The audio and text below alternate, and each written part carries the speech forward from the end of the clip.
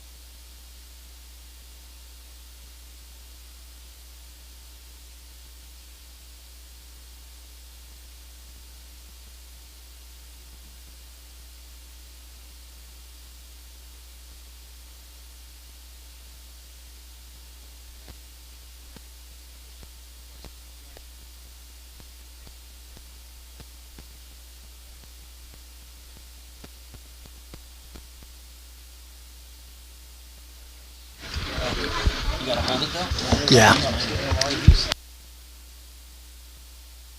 Yeah.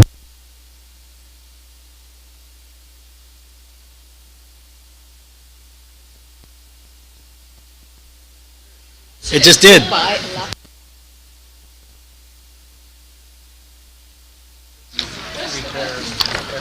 Good evening. We are going to call the regular board meeting of the Ramona Unified School District to Board of Directors to order. We would like to start with the Pledge of Allegiance. Leading us in the pledge tonight is going to be one of our students in the district. This is Peyton Rose. Jeremiah, can we help Peyton out with a microphone, please? Thank you.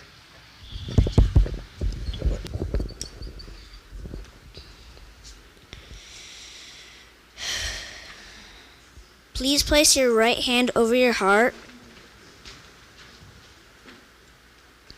Ready, begin.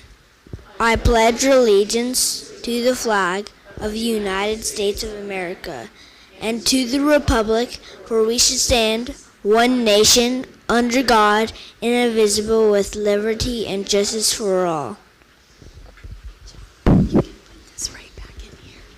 Thank you very much, Mr. Rose.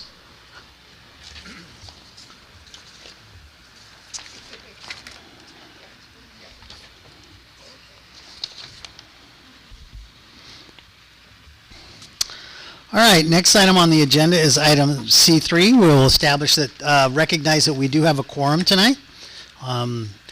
Board Member Summers is on an excused absence. Next item on the agenda is item C4. This is a report on action taken in closed session. The board met from 6 p.m. to 7 p.m. in closed session and did not take any reportable action. Next item on the agenda is item C5. These are instructions for addressing the governing board. Mr. Dome. The Ramona Unified School District welcomes your participation in school board meetings. To help run the meeting smoothly, please follow these guidelines. Complete an orange request to be heard card to speak on an agenda item during the public comment. Speakers are limited to 3 minutes each with a total of 15 minutes per item. Submit cards to the recording secretary before the item begins. Late cards will not be accepted. Address comments to the board and be considerate of others. Public comment is for topics not on the agenda and follows the same time limits. It's okay. That'll be fine. The next item on the agenda is item C6, which is the annual organizational meeting of the governing board. Who's going to handle this, sir?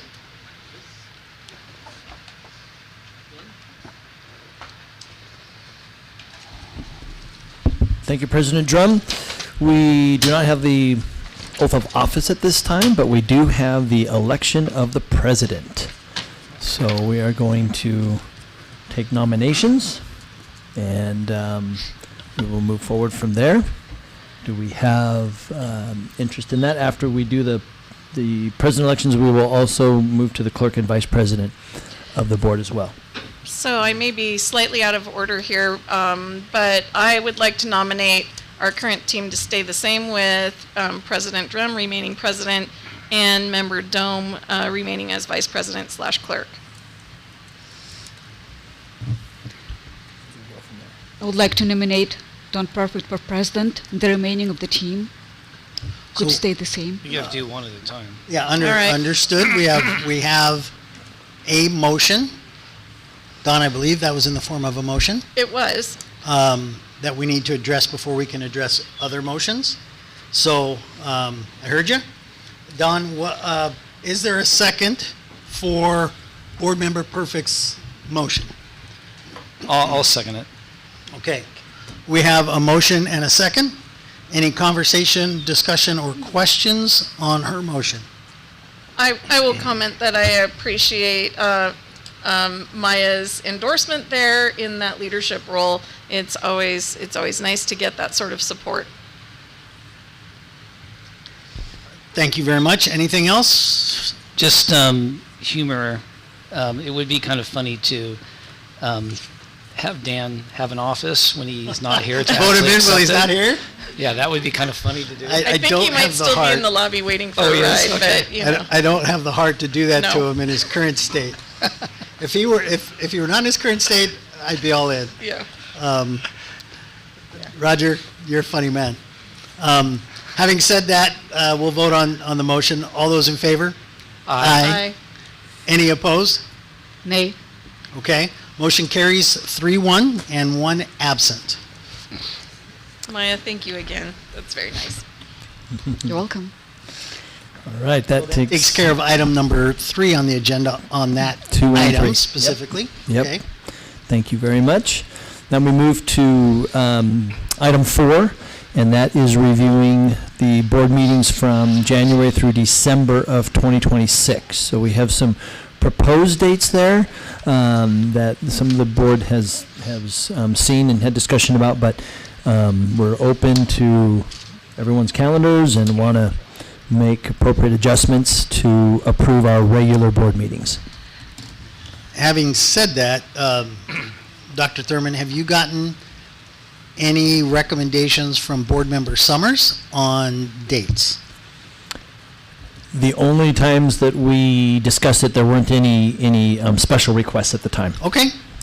So I will then turn this over to Board Member Dome, who we know has got some challenges, and we are, I know I personally am open to working to find the right solution. So lay it on us for January. Okay, so in January, it's perfectly fine. It could be either one, I'm okay with it.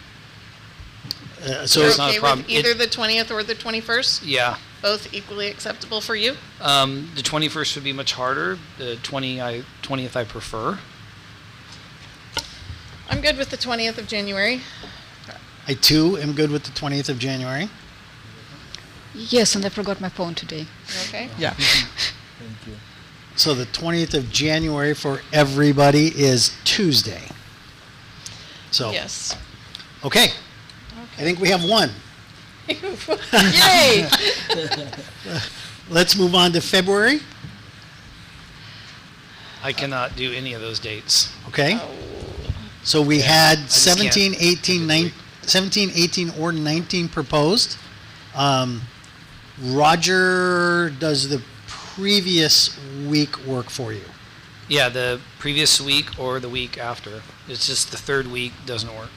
Okay, so our date would have been February 12th. I assume there's a reason we are not sticking with our regular day. I don't remember what that reason is. I think we're the third Thursday, and the third Thursday would have, are we not? No, the second. Second Thursday.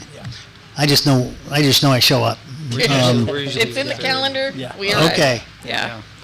so is the 12th an issue for anybody?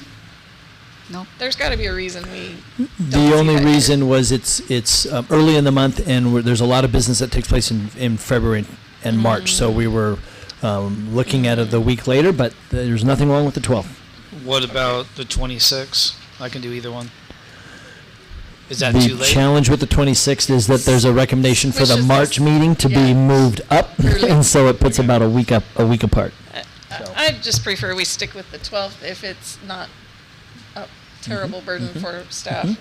Would it be problematic to go, oh, we did include the option of 17 or 18 or Yeah. 19, so moving it up in the week. No. Okay, so February 12th are, We're okay? okay. All right.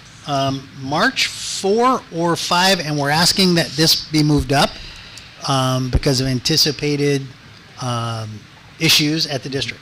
So With March 5th 15th is a hard Yep. no Yeah. from me. I cannot do March 5th. No on March 5th. How about the 4th? I'm fine. You I will look do- guilty. I will do my best. I might have to zoom in because I will be in Michigan for work. So that's just what I'll have to do. So the 4th is, you might be remote. So I will just do that. I'll just do remote. It might still be pretty cold in Michigan in March. Just as we're going through this, and it's not to pick on Roger at all, but I thought I saw something about some recent change in legislation about how many remote meetings we can have in a year. Is that correct? Right. Is this the time to explain that, or everybody's checked out on that and knows? We all know? The board. I mean, as we're doing this, because Roger has one where we know he needs to be remote. Yeah, so it's specific things. Like if you're on vacation, you can't do it. Okay. But I'll be at work, so that would, like, So we're good? For work. yeah, I made it, it was just making it clear. Got it. Thank you. Okay. All right. How about April? The proposed date is the 9th. Yeah, I'll be, just too many things going on that week. Okay. Yeah. I I could do The the 16th? I could do the following week on the 16th. I'm fine on the 16th.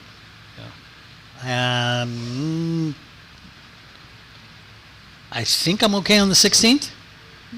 Maya? Yes. Staff Brian's okay? Brian's checking real quick. Okay. Yeah, I don't know if he's there yet. Okay. 16. Got it? So in Okay, 16th. May, the proposed date is the 14th, correct? I'm good. All good. Hey, is that the first one? Yes. All right, that's one in a row, everybody. Well, January we had 2 dates and we landed. Okay. Yeah, we're getting there. All right. Okay, June. June is a heavy month for us. We Yeah. typically have 2 meetings in month, and the second meeting we try to dedicate to budget approval, right? Yeah. Okay, so the first meeting in June would be June 11th. Ideas? I'm good. I'm good. Remind me again when graduation is. It's the week before, right? Yes. First week of June? It's the Yes. Okay, 4th. I believe so. The 4th. Yes. that's early. Okay. It It is. just seems like it, feels like it. Okay. okay. I see June 25th here, and as I'm looking at my personal calendar, do some of you have a conflict with that day? Would the Tuesday be better? Yeah, I'm going to be on a plane. On Tuesday? It- I know. There is no really good time. It'd have to be the week before for me. But that's like one, Yeah. And There's some reason why we have the second, and We- having meetings 1 week apart, would that still work? Yeah. Let me see here. LCAP? Yeah. I've got some sign language coming over here from Karina. My Okay, honestly, I mean, I'm I- fine on the I- 25th, but I can do it, but I'll only be here for probably closed session. Then I have to go. I have to catch a flight. and Well- that's often only an open session meeting. It's the second Can- one, and it's typically Right. short. Can so we that could work. adjust the time and make it earlier? Okay. If we met at 5, that would Does work it better. matter which day that week, whether it's the 22nd, 23rd, 24th? It has to be 2 weeks? The 25th All right, I is gonna happen be to know best. that there are 2 people at the table here who have their birthday on that day that we're looking at. Oh, that's right. It's okay. Oh, really? It's not my problem, but, Ah, you know. I've been You through many two, before. it is your birthday, both of you. I've had so- quite a few, so this one's not special. I mean, we could do it earlier. We could do it earlier if that would help you all to get on to dinner plans or something, or Yeah.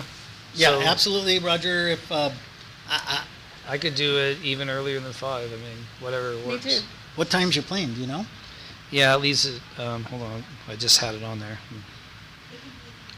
It leaves at, It could be a different day that But week. the Nine- 25th works best yeah, for him. plane leaves at 9:55. Is 4 o'clock too early for anybody on that Thursday? I can do that. We can still hit the Denny's special after that. Absolutely. I can do 4. Okay. So, right? 4 I p.m.? get it. On the 25th, 25th, 4 4 p.m. p.m. 4 p.m.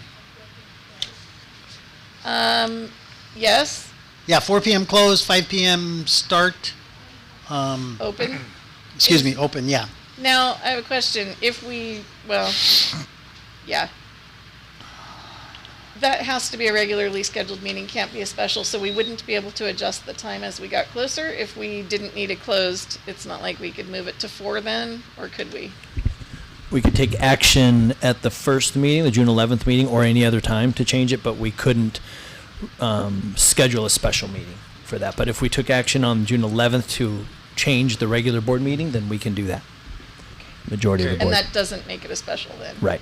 And Okay. we may know, hopefully we'll know whether we have any agenda Closed session items for business. close. Okay, So is it going to be 4 PM closed, Okay, got it. right? Okay. All right, July 9th, typically, that meeting is up for cancellation if there's no pressing Yeah. business before the board. So if we have it, is July 9th an acceptable day? Yes. I will Yes. be out of town. Okay, Roger, you want to roll the dice? You When, wanna, when would be better, when would be better to not have this meeting, Roger? right? The one we're probably not gonna have. The only day that I could do it would be like the 13th or 14th. The whole month is blocked out if we were to do it. I'm fine on the 13th, Me too. if need be. I'm Yeah. fine on the 9th, Yeah, I can't do the night. for the Well- meeting we're probably not gonna have. Right, we probably Correct. won't have it, but And that's just a parachute in case we need it. right. So which day do we wanna mark on I'm the comfortable calendar? moving to the 13th. In the event that we need to have it, Roger will be able to participate. Does that work for everybody? Yes. Yes. Okay, All right, moving on to August. Proposed date is the 13th. Good for me. Ooh, okay. No objection to the 13th. We'll stick with that.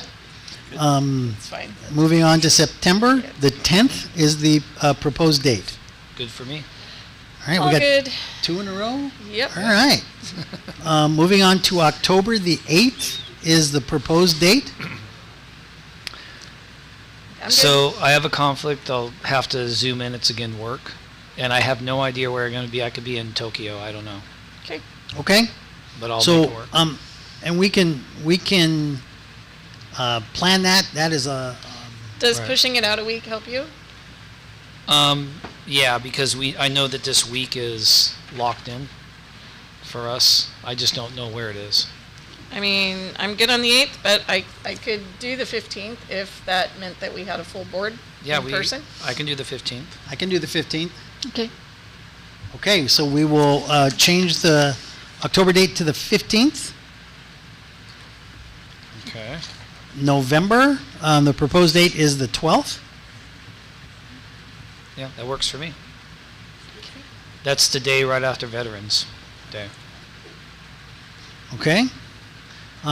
December, the proposed date is December 10. We do have to get it in before the 15th or the, okay. December 10 work for everybody? Yep, Yep. works for me. Yes. All right. Check. Okay, we're good. Is there a motion to approve the dates that we have discussed? Move approval of the dates we just discussed. I'll second and clarify for the record, it's January 20th, February 12th, March 4th, April 16th, May 14th, June 11th, June 25th, July 13th, August 13th, September 10th, October 15th, November 12th, and December 10th. With the note that the 15th proposed start time is 4 p.m. Correct. Right. All right, so that's been clarified. There were no June changes. 25th is a 4 p.m. closed. Thank you. So we've got the details. No significant change to the motion. We have a second, right? I was the second. Okay, we have a second. All those in favor? Aye. Motion carries unanimously. Yes. Good work, team. Next item on the agenda is item C7. This is the approval of the agenda. I'll move approval.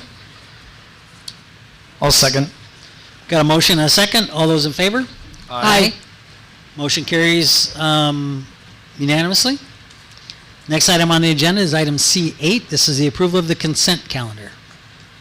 I move approval with the exception of item F2 that I would like to consider separately, please. Item F2 is the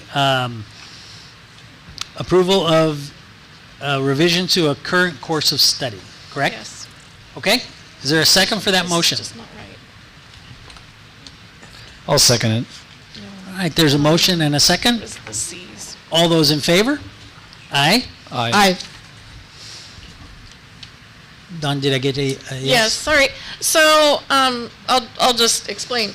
You all know I use the agenda that we have posted on our website, Right. and the numbering of the agenda on the website is not in sync with the numbering of what we received in print. I've just So, realized that. But Yeah, so that's what you hear me saying, oh, that's not right, you know, over here, and Brian asking me what's I have not the right. updates, but I So- didn't- Wait, what was the name of the item? It's fine. It's just the numbering that is incorrect. Let me see The if items are okay. Let me see if the number In, is correct. in the C section, Wait, what? in the C section that we just completed. So we'll see if moving forward we're okay when we move to F. Good to proceed? Yes, thank you. All right, and was your vote to approve? It is. Okay.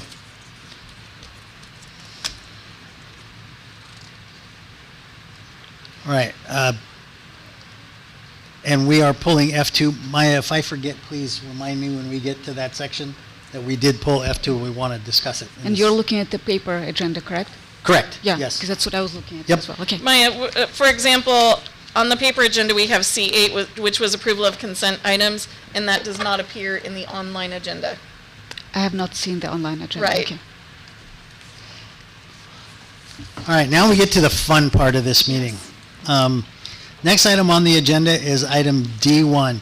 I want to thank our students for sticking with us during the slow, mildly boring part of the meeting. And I'd like to welcome the Mountain Valley County Academy and Ramona Community Montessori School for their showcase. Please come forward.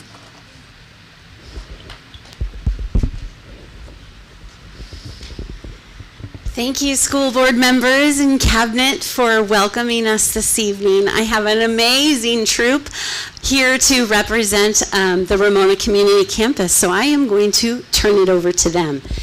Students, do you want to?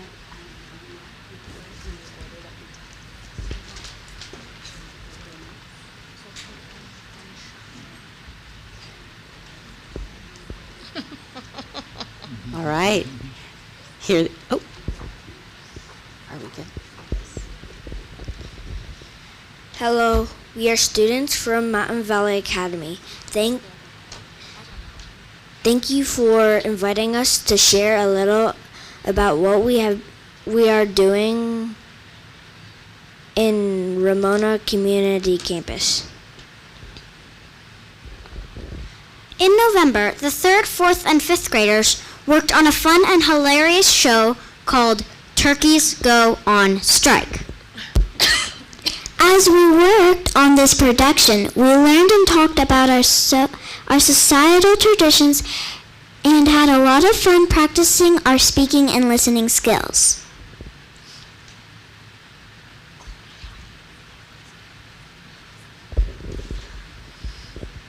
We'd like to share with you one little piece of Turkeys Go on Strike.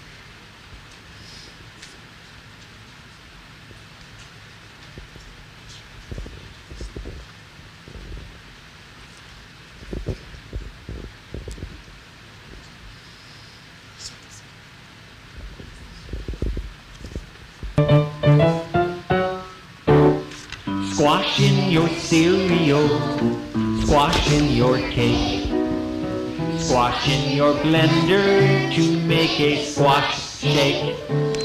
Grab a zucchini, it's at its best in the fall. See, squash isn't squishy at all.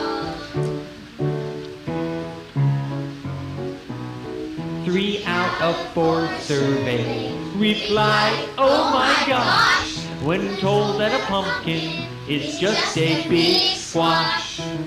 It's scary how many folks don't realize it's squash that for lunch when they munch pumpkin pies. Squash in your cereal, squash in your cake, squash in your blender to make a squash shake. Grab a zucchini, it's at its best in the fall. See, squash isn't squishy at all. Squash isn't squishy at all. Love it. Very nice. That's so fun. Our arts learning is so important to us. You can see on display here in the room the work and learning of elementary, middle, and high school students at RCC. Our friends at RCMS who cannot be here tonight wanted to share with you how their learning in visual arts and math are connecting. Our RCC band also didn't want to miss sharing with you. Here they are.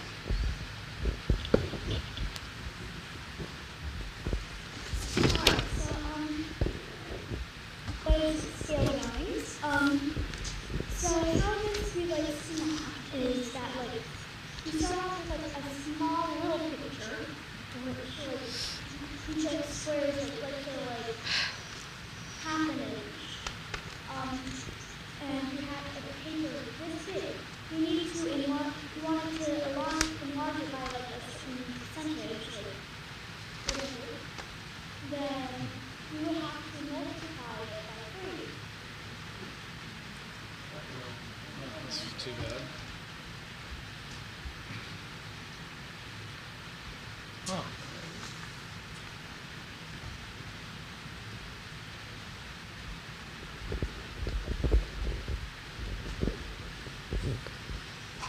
Almost had to sing the squash song again. Alright, so what we did was scale drawings. So how this relates to math is that you start off with a small little picture, which each square is let's say half an inch. And you have a paper this big. You need to enlarge it by a certain percentage, 300. Then you would have to multiply it by 3. That would equal 1.5 inches. So basically, say you have a picture and it's small, and then you want to enlarge it by maybe 300%. And then the bottom 6, the left side is, we'll say 7. So you enlarging it by 300%, you would take that 6 times it by 3 and do the same with the other side. And then you would make your squares that way, and that would be how big your picture is going to be by enlarging it 300%. With all the shading, it was very hard because you have to shade it correctly, you have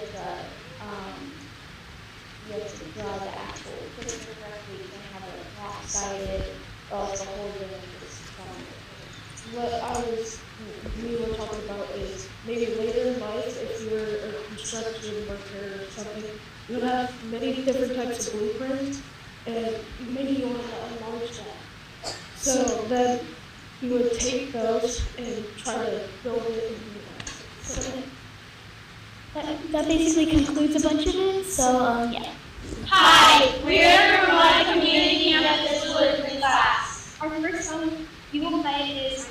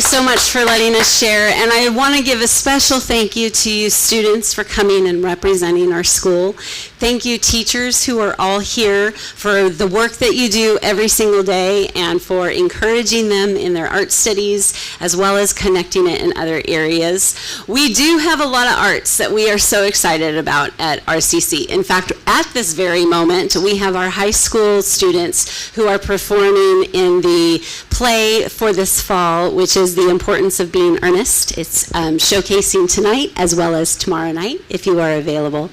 But we have a lot of things going on, and I thank you families for bringing out your students this evening to be able to show off what we are doing. We are very excited to host you on our campus tomorrow as we celebrate literature and continue with our fun activities and learning around the arts. So thank you very much. Thank you very much.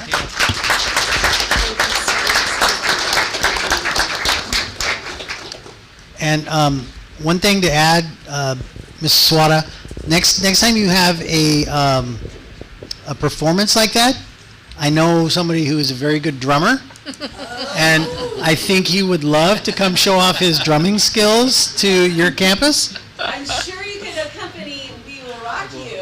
Help your drummers, yes. Yes. Absolutely. Okay, I did not know that. Thank you for that tidbit. Absolutely.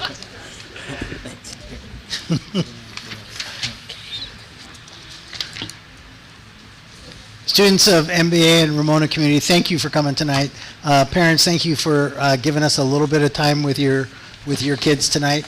And we look forward to, I'm not sure everybody, who all is going to be able to make it tomorrow, but touring their campus and see them in action. So thanks again.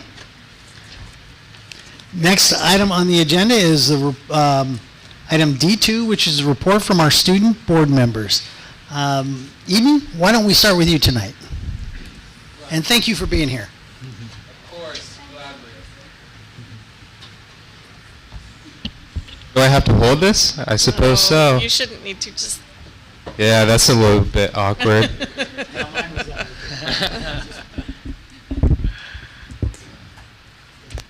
Thank you so much. All right.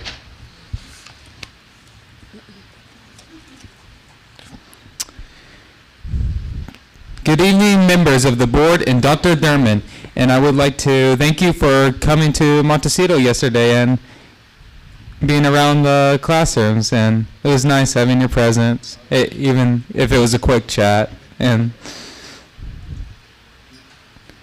our teachers are actually working on instructional strategies for literacy to improve reading skills for students, as we all took a test during English class and evaluated our skills with efficiency, a proficiency, and like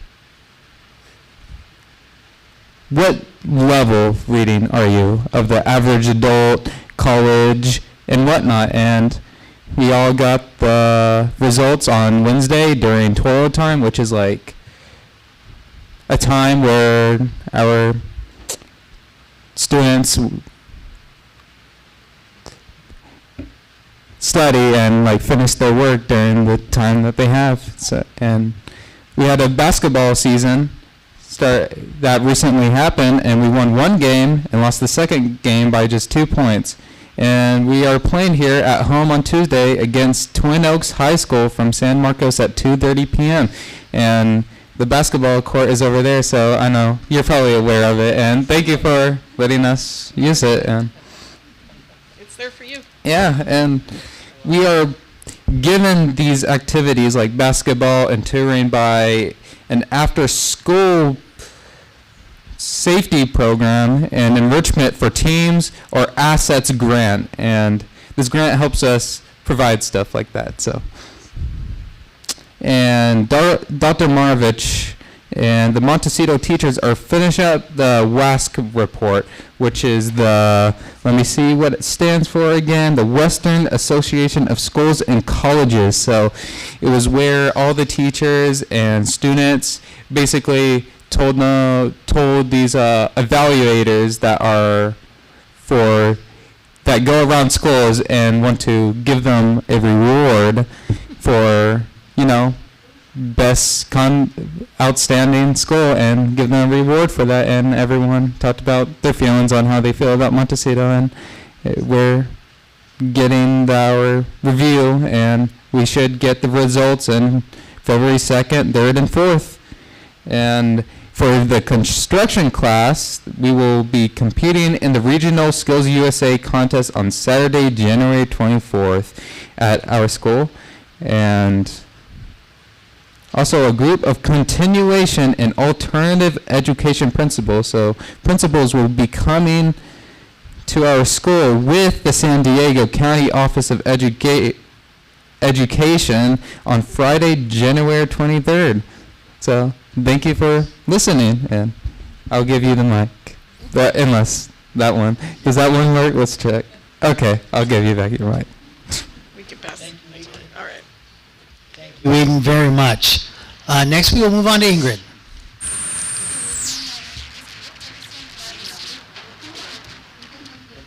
It says it's working, but it's not. He's got it. Is this working? Good evening, my name is Ingrid Ferguson, and I'm the Student Board Representative for Ramona High School, and I would thank you for having me here and giving me this opportunity to represent my school. So at RHS, we have started all of our winter sports seasons with boys and girls soccer, basketball, wrestling, and girls water polo, with all of them looking like they're having a very strong start to their season. Dance Productions is starting their winter show tomorrow night and Saturday night, showcasing all of their students' hard work on their dances this semester, which is very exciting. I'm going tomorrow night. This week, ASB hosted our annual dodgeball tournament during lunch, and we saw a lot of students participate with lots of school spirit, and I think it's a very good way, especially leading up to finals, for kids to not think of school at school during lunch. Speaking of finals, with finals approaching December 17th through 19th, ASB is preparing for our annual Cram Slam. This event will take place on next Tuesday, December 16th in the RHS Library after school. During this event, student tutors will be available in the library after school to support students as they review for their finals. And we will also be offering pancakes and hot chocolate to help everyone get rid of their stress for finals.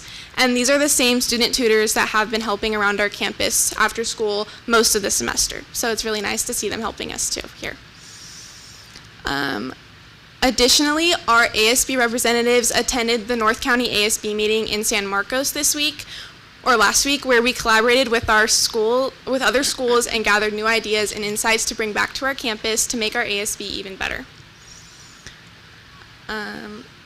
We are also currently hosting our winter door decorating contest, which gives ELT classes a chance to compete against other classes in their grade to get class points and just to get in the holiday spirit, and another way to not think about finals and stress in ELT.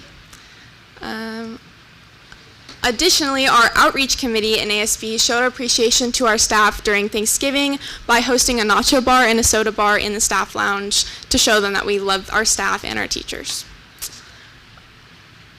We are also continuing our prep for our annual Project READ community outreach program, where ASB members will visit local elementary schools starting in January to read to their kindergarten classes and give each student a book to take home. We are very thankful for the funding for the buses. It is very, very meaningful for us. And then looking ahead, ASB is very excited to host our third dance of the year on January 24th. This will be a very casual and fun event to kick off the spring semester with a lot of energy and spirit. Thank you. Nice. Thank you, Ingrid, very much. Thank you, Eden. Any questions for our student board members? All right, next item on the agenda is item D3, which is a report from California School Employees Association, Chapter 733.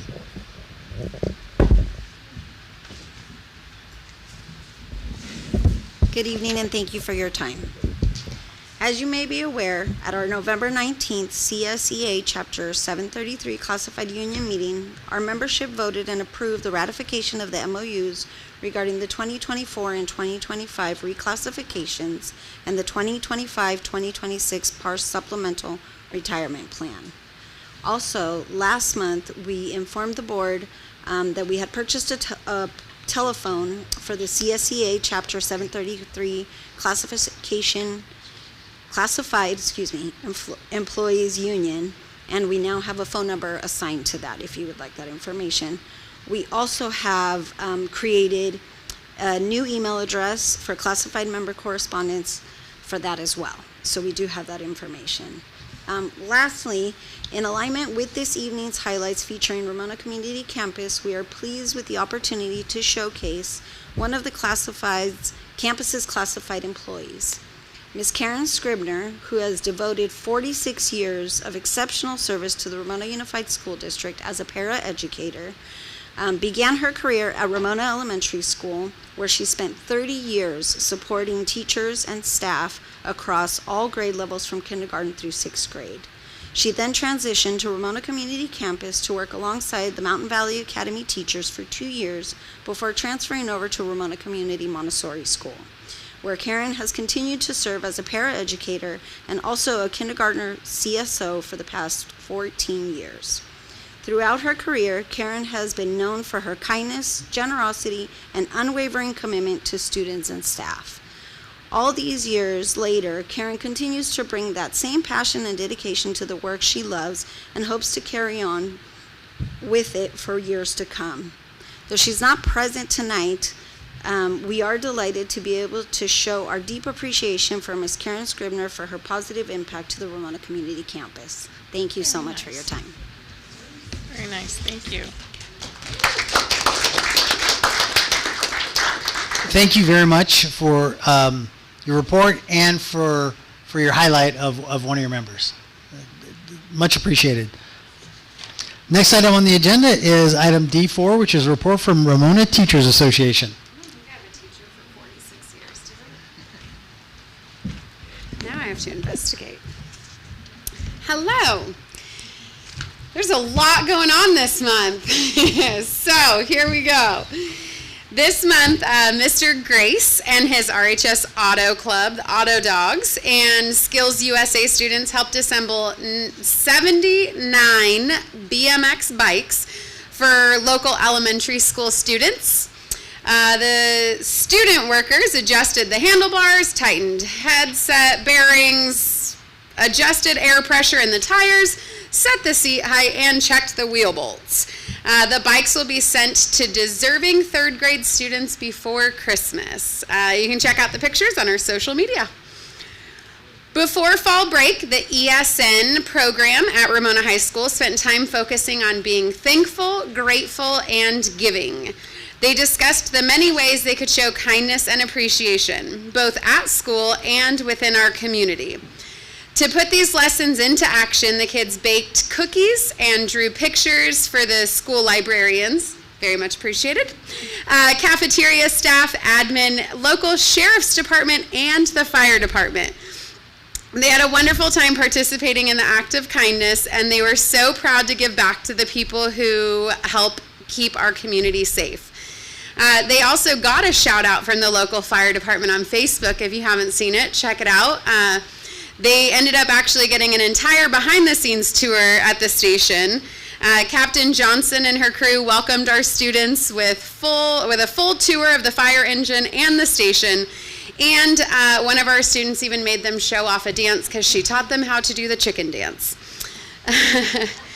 At Ramona Elementary, Miss Douglas, their 4th grade class, and Miss Gunnett and Miss Allen's TK class got to decorate candy trees together, and we have those photos on our social media. Check it out. OPMS entered its first robotics competition at Francis Parker. They had some tough competition across the county, but students got to see the engineering design process at its highest level. They do want to thank Mr. Roger Dome for being generous enough to help them out. The team is called the Iron Assassins, and Mr. Dome helped them out with some parts and materials to get them started. You can also check out those pictures on our social media, and their next competition is December 20th at Crawford High School. So students are excited for the next event along with their parents. RCC had a fun craft night put on by PTSA last week. This week, RCMS is getting ready for Literature Day. which happens once every 3 years. This week, the activities will be centered on stories of perseverance and grit. At Hanson Elementary, the kindergarten and transitional kindergarten are doing their holiday performance tomorrow, if you're able to make it. The school is also working hard to get parents on campus for different events, so they're excited to have a holiday movie night actually tonight. They have also revived their awards assembly, so they held their first awards assembly since COVID last month. They finished up their physical education time with Coach Briseño, and they just wanted to point out how much they loved having him teach PE on campus for the first trimester. They learned so many games and will miss him tremendously, but wish him good luck at the next site. Miss Selbrady wanted to share a success story from Hanson, specifically the completion of the Girls on the Run fall season. She had the honor to coach, along with Miss Parsons, an incredible group of 3rd through 6th graders. They were fortunate to be sponsored financially by Thrive, and they were also supported by the school social worker, Nicole Carroll. This year, at all of our SST site coordinators have consistently met through a PLC model and driven powerful alignment work through shared practices, timelines, interventions, and fidelity checks to support our staff and improve student outcomes. 6 more wake-ups, and then enjoy a little break.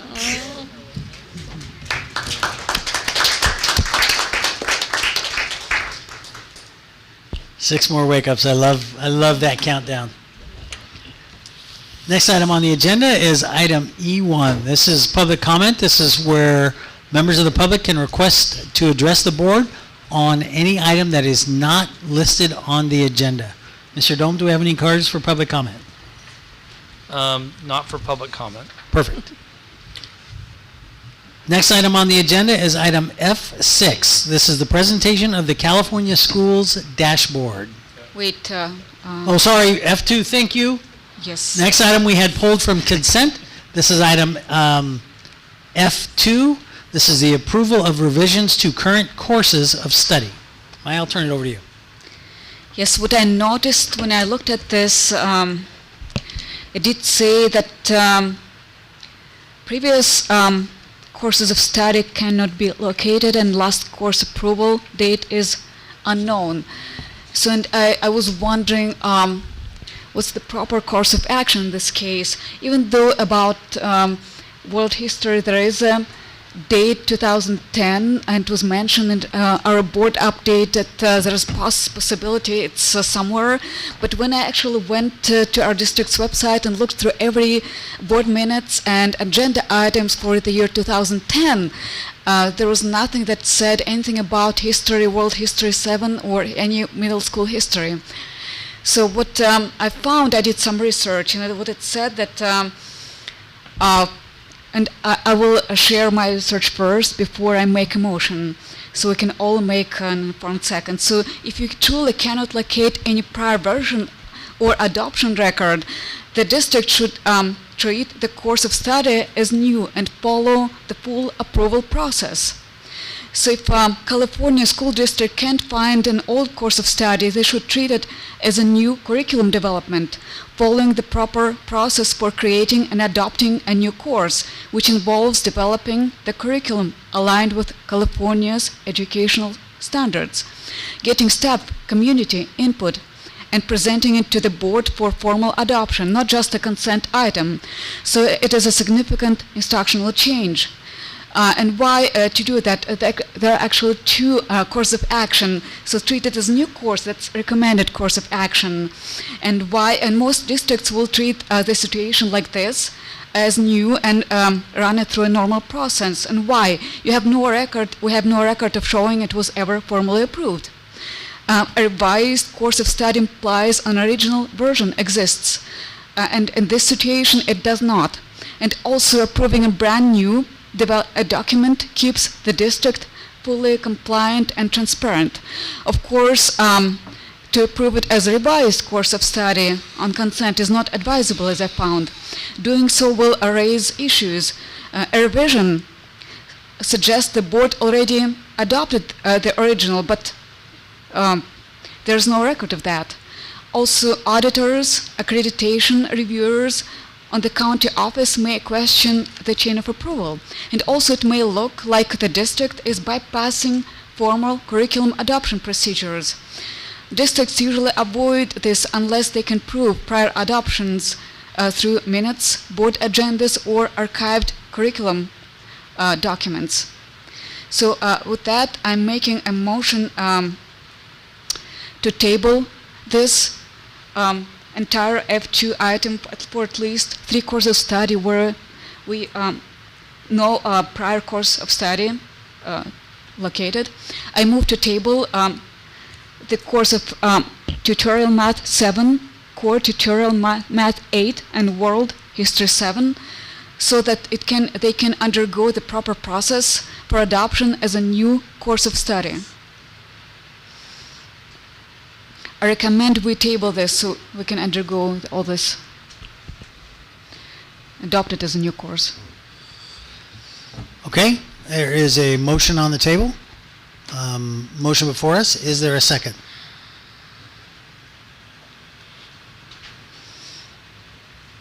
All right, I believe this motion will fail due to a lack of second.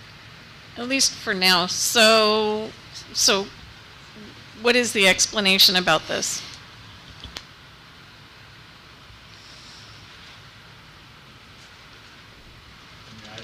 I don't have an explanation as to why those were not found. I don't know that. Yeah, it's not the first time that's happened, something that's from the past that we haven't been able to locate for whatever reason. But we do move forward with the current course of study and the standards that are in place, and that's how the past practice has been. So I'm not sure why we can't find it. I know that we've been all through all of our math classes in at least my time here, particularly when we got into integrated math, and we really looked closely at everything we were doing for math. And as I'm reading the course description for World History 7, I'm sure that I've seen that before also. So I'm not sure why we can't find any documentation. Yeah, it is challenging, and it has to do with changing staff and different electronic storage processes and all those things. So we do recognize that is a challenge, there's no question. But that's where we're at right now. This, the history, social science curriculum was the curriculum itself, not the courses of study, but the curriculum was reviewed just within the last couple of years with the individual subcommittees that we had with board member representation as those move forward. But yeah, this is not the first time that we've not been able to find some of these documents from the past. We're assured that current staff will make sure that these are stored in a way that we're going to be able to have these records. Well, I was looking through the 2009, 2010, and 2010, 2011 years. I found so many minutes and agenda items from years 2007, 2008, from in the year 2000. So March and April of 2010 in the wrong place. So yeah, they were all mixed up, and it was all dumped. All those minutes, maybe scanned from before in the year 2018. So I don't know who did it in 2018. I mean, if I encountered this myself, probably my first call would have been Bob Studi, because I'm pretty sure he has a lot of information related to at least one of these courses. But because I have seen these things before, I know that I have, I'm not inclined to treat it as though it's all brand new either. So, I'm assuming that we looked at all the board packets for a long time. They might actually be in one of those. I don't know when the last time we adopted this. Have we done that? I mean, Well, that like a seems needle to in a be what we haystack. can't figure out. Okay. But Yeah. I've looked at them. They align with the standards. That's the whole point. The framework and the standards. That's the point of this. So approving them to be updated to the standards and the framework, I don't have a problem with. The only one that concerns me the most is that one of them has no textbook yet. And I inquired about that, and Brian explained to me that that's in the works. So I think that just to clarify, California sets the framework, California sets the standards, and our descriptions are basically point on what those are. That's what we have to put in them. There's really nothing deviating from that.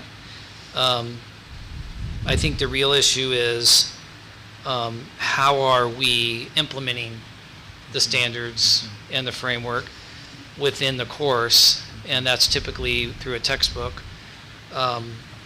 I understand why we have the tutorial math. I know that's for special ed. I'm just having some doubts about kind of how we're implementing that, because if I was a student and I was a special ed student and I have to take math as one of my regular courses and then again have to take another math class, which is exactly the same subject just to help me to understand it better, I would be very tired of math. So I'm not really sure if this is the right approach. That's all I can really say. I don't have an answer for you, because I would need to know more information about what we're doing. But I do want you to know that I had a meeting today with a state senator, and we're looking at the possibility of working with the CDE and presenting a bill to update some of these things, because math is just statewide, we're not really growing. I mean, if anything, we're coming back to where we were. And so it's a huge problem, and I'm concerned about it. I know Dawn's deeply concerned about it. Every board member is concerned about our math. And I'm like, so to me, when we see something like this, the first thing I'm thinking of is, yeah, we can improve these, that's not a problem. But maybe we should be doing something different. That's what I'm thinking. If it's not working, why are we doing the same? So in this case, it's because we lost a couple of them. But in the choice of the textbook, I asked you the question, do we really need a textbook to teach this class? Because if it's tutorial, maybe we already have the textbook. Maybe what we're doing is addressing it differently to help the kids to understand it. So maybe there's no textbook. Maybe what we're doing is preparing curriculum or preparing something totally unique to get them not just understanding it, but excited about it. And so, I have a degree in math, but I'm not the expert for this class. And so, anyways, I probably said way too much, but that's kind of what I'm thinking. Since my motion failed, then I would like to participate in discussion, because I have some revisions to make and some questions to ask. And I know Leslie Wilson is not here at the moment, but maybe Robin Arendt can address some of them. Is maybe second in command in the education department. So I will proceed with my questions. Well, before we decide who's going to, I think that's a response for staff, the superintendent, to decide whether who he thinks is the appropriate person to address these questions. Yeah. Yeah, so tonight, Mr. Newman is prepared to answer questions about this topic. If the topic's somewhere different, then I think I would just recommend that we address the agenda item, and then we can go from there per the board president's pleasure. But I know that Mr. Newman is prepared to help answer some of the questions with this. I do want to just make a note that I made a note myself for us to go back and review the past minutes to make sure that they are as accurate as possible. The challenge is if they're not, or there's other years there, without the institutional knowledge, it's very challenging for us to make the changes. But it is going to be important for us to be aware. So I appreciate that, bringing those pieces up. And Mr. Dome, I would also just wanted to comment on the math progress that we're working on. And I know it's not working as a whole and even as an average of our district, but there are some very, what I call hotspots in the district with whole classes of 50, 60, and 70% proficient in our schools right now, and we're working to grow that and to keep improving. I know it's a passion of some of the staff we have here in the room right now. So we definitely acknowledge that, though, and want to work. The other piece of this is the IEP process for students with special education resources, and really looking at how that can contribute to continuous growth in these areas too. So Yeah, we're I looking wasn't close at trying that. to be Thank you. critical, but Yeah, I understand. Yeah. I am aware of the hot spots like in the elementary level. Mhm, mhm. I know this isn't the same level, and they have a lot more physically going on with them, which keeps them very distracted. But maybe we can use the success in the elementary level as a basis, and I'm sure Leslie's on it. She's not here, so I can't really, talk to her. But I just wanted to share what I was thinking about it. That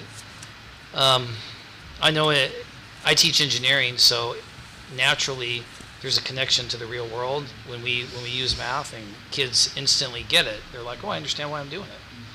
And so even though that our math classes are applied, are college preparatory, and they relate things to things in the real world, it doesn't mean that it's related to the kid. The kid may not relate to it. It may be more related to the instructor. And so how do we make it kid exciting? That's not just a challenge in Ramon, it's a challenge everywhere.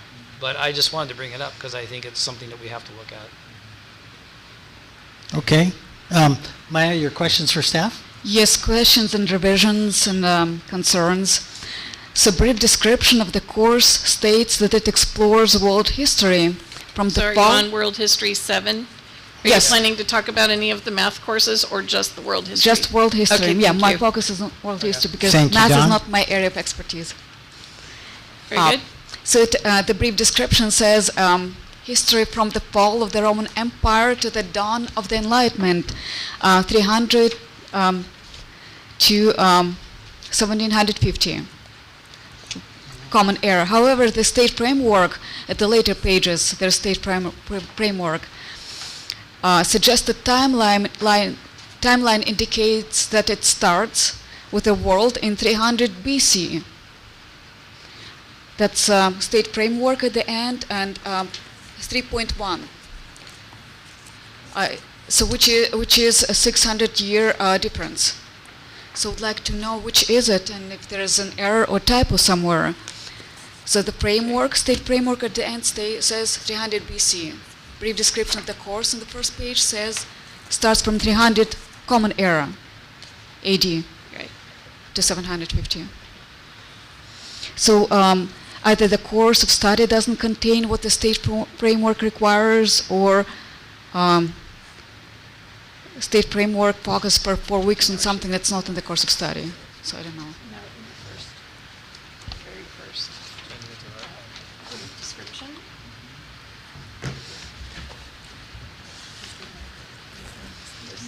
Missing the notation. Timeline. Thank you, Mrs. Phillips. We'll figure out that notation there for sure. I see back here it does show the BC, but it's missing. Well, it Okay, we Yes. fixed that. Okay, okay. Next, says it in 3.0. 3.1. 3.1 Yeah. it does, yeah. Okay. Yeah. Also, next, paragraph 3.4 in the state framework dedicates 4 weeks to South Asia, and then Gupta Empire, spread of Hinduism and Buddhism, and I could not find this in the course of study. South Asia and all this, that's states in paragraph 3.4 in the state framework. 3.9. 3.4. Let's see it right here. Okay. 3.4.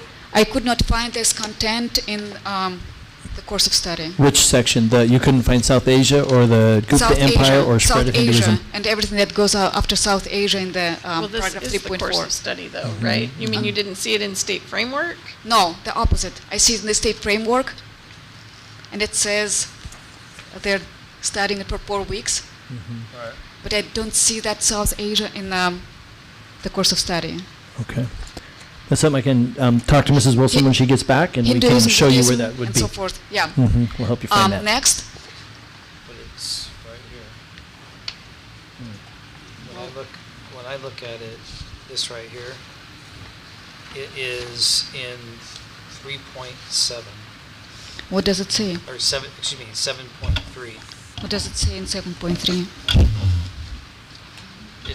It's doing it. That's all about Asia, and Does it speak about Hinduism, Buddhism, and all those Indian things?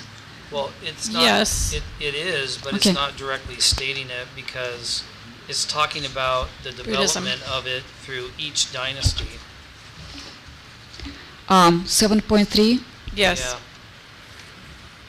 Well, it looked to me like it was See, talking about China, not about India. And this Right. South Asia, that's Hinduism, Buddhism, it's mostly about India.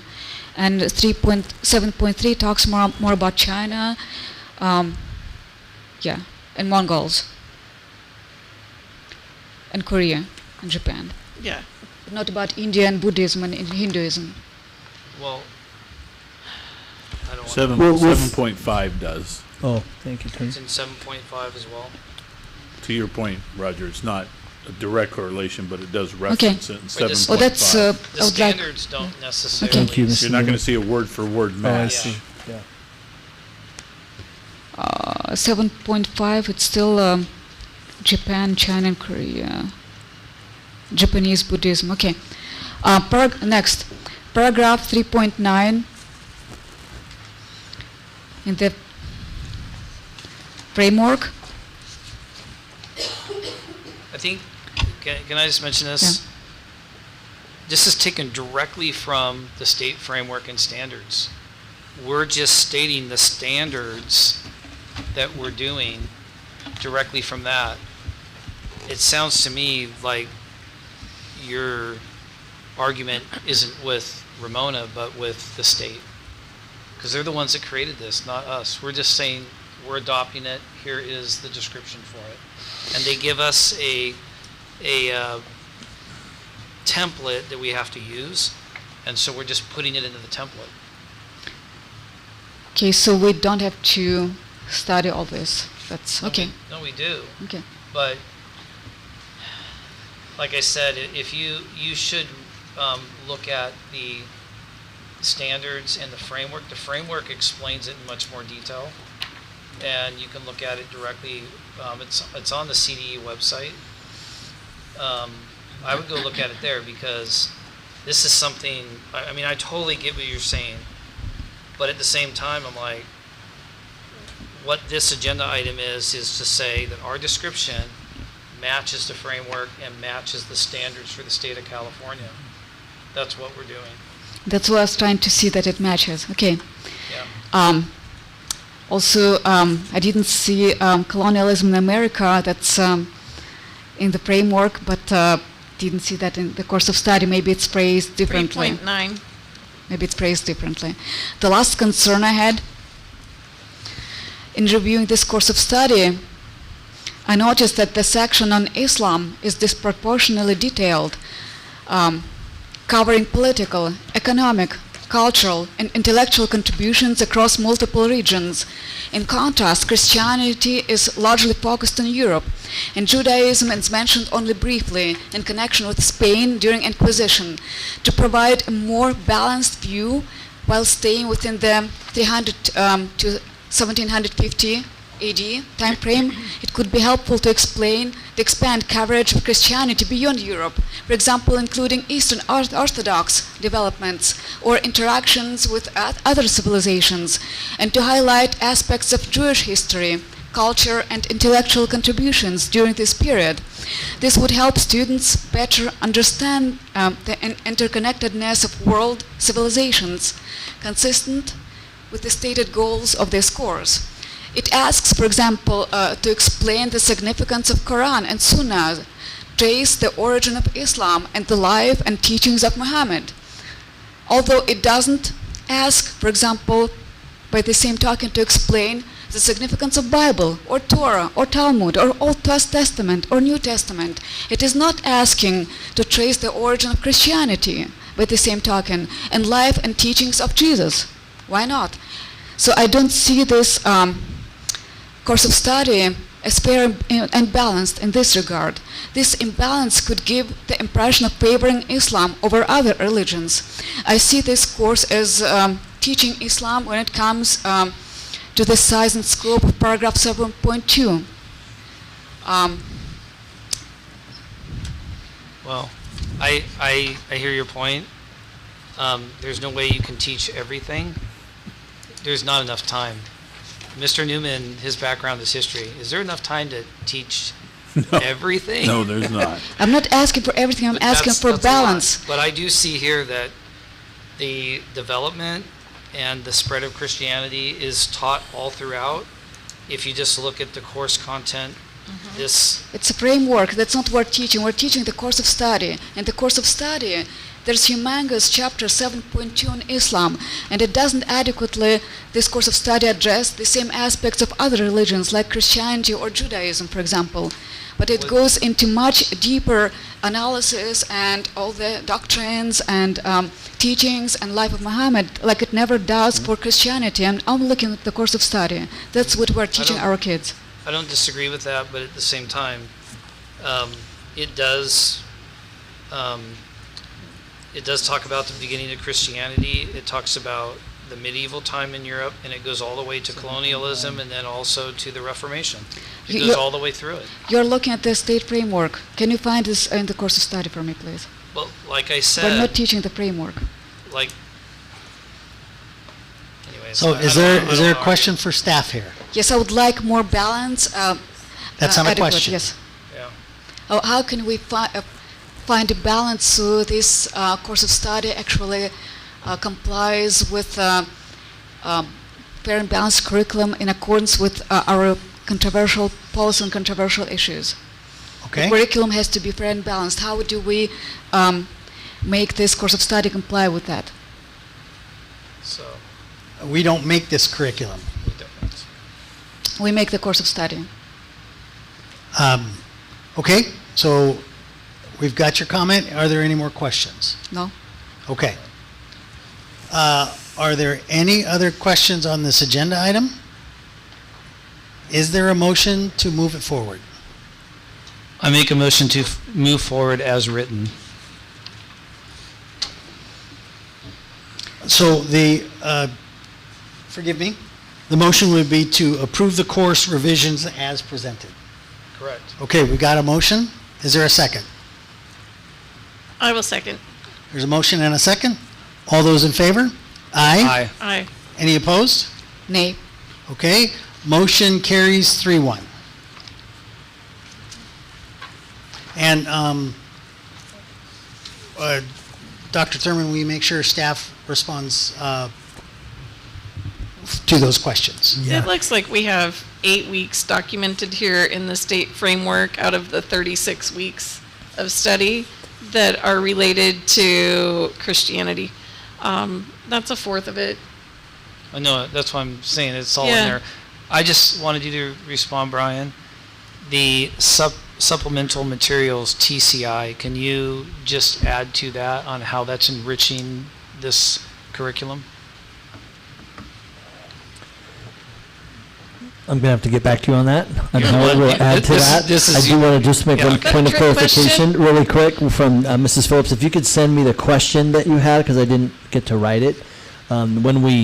When we have that information ahead of time, we could bring information and do the research to present, but without knowing anything, asking us to do all that for you right now is a challenge.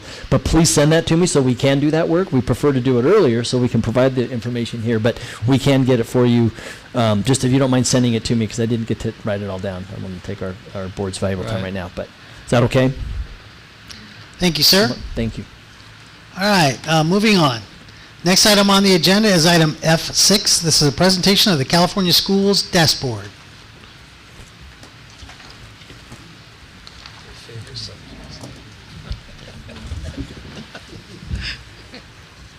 Good evening. Oh, is this on? Welcome. Okay. Good evening. Thank you so much for having me this evening, and it is my privilege to present to you the California School Dashboard. As you know, this dashboard is a reflection of our district and our school's progress on our state and local indicators. And it is an important public document or view of our district because it does impact real estate for our communities with near our better performing schools. Additionally, potential staff members who might be interested in employment for the Ramona Unified School District will take a look at this dashboard. And we know that stability within our staffing is really important to the, do I need to speak louder? Maybe just tilt it up more so It it's is a closer little to your soft, mouth, maybe. yeah. Is that better? That's a lot Okay, better. sorry. Thank you, I could Robin. do Is that. that okay? No, Will that work? I'll make this work. Okay, awesome. Is this better? Okay. Yes, very much. So the student groups that we will be taking a look at did not change from previous years. So I'm going to kind of just move quickly through some of these slides. We've been pretty stable over the past couple of years with our economically disadvantaged students and our English learners. Our foster youth did decline back to pre-COVID time rates, and we are seeing a steady decline in our enrollment as you have seen in different presentations. So we're going to jump right into our dashboard and take a look at our academic performance data. So this year, we are in the yellow color band, which you'll see that we increased 12.2 points, which is a great celebration. Although there is still work to do as our average student is performing 18 points below standard or below meeting standard.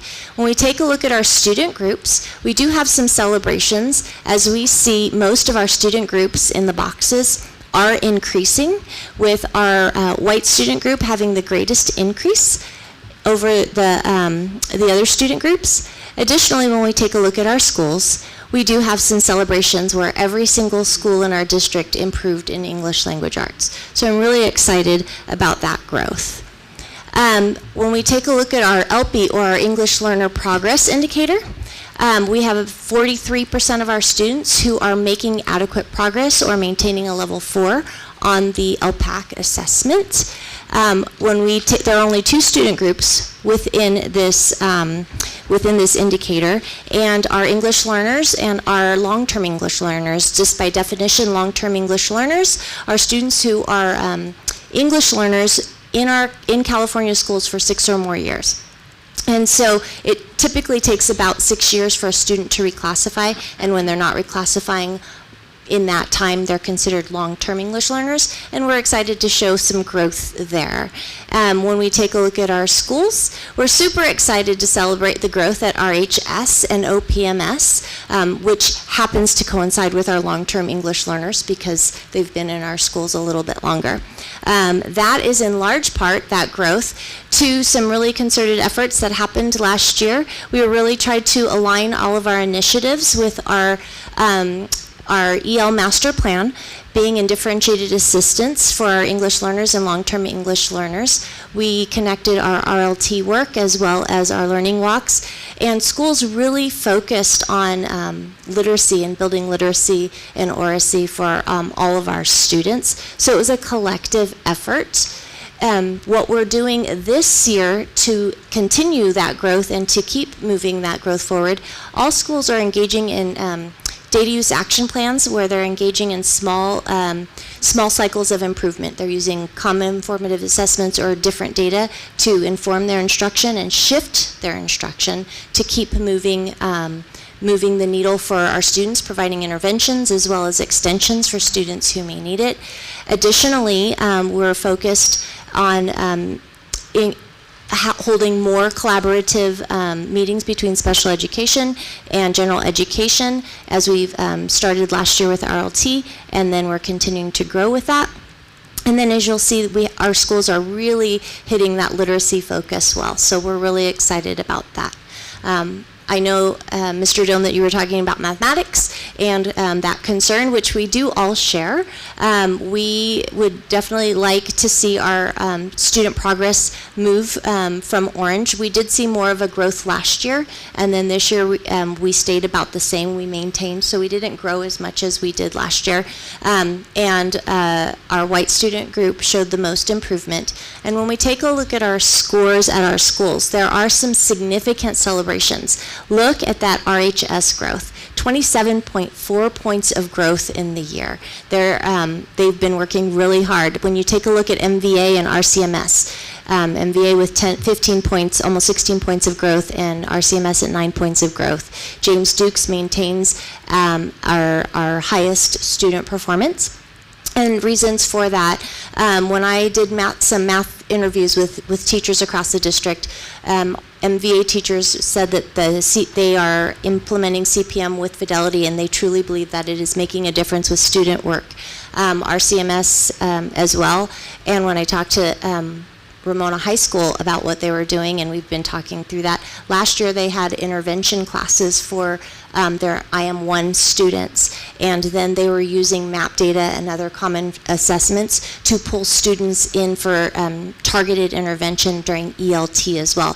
So they were really focused on providing students what they needed for support in that mathematics there. So that was a really exciting growth. Additionally, last year, secondary teachers got to go on learning walks and see bright spots within our district and in other districts with our TOSA Amy McClure, and then Matt Filson continues to lead professional development with CGI and going in and co-planning, co-presenting lessons, as well as providing model lessons.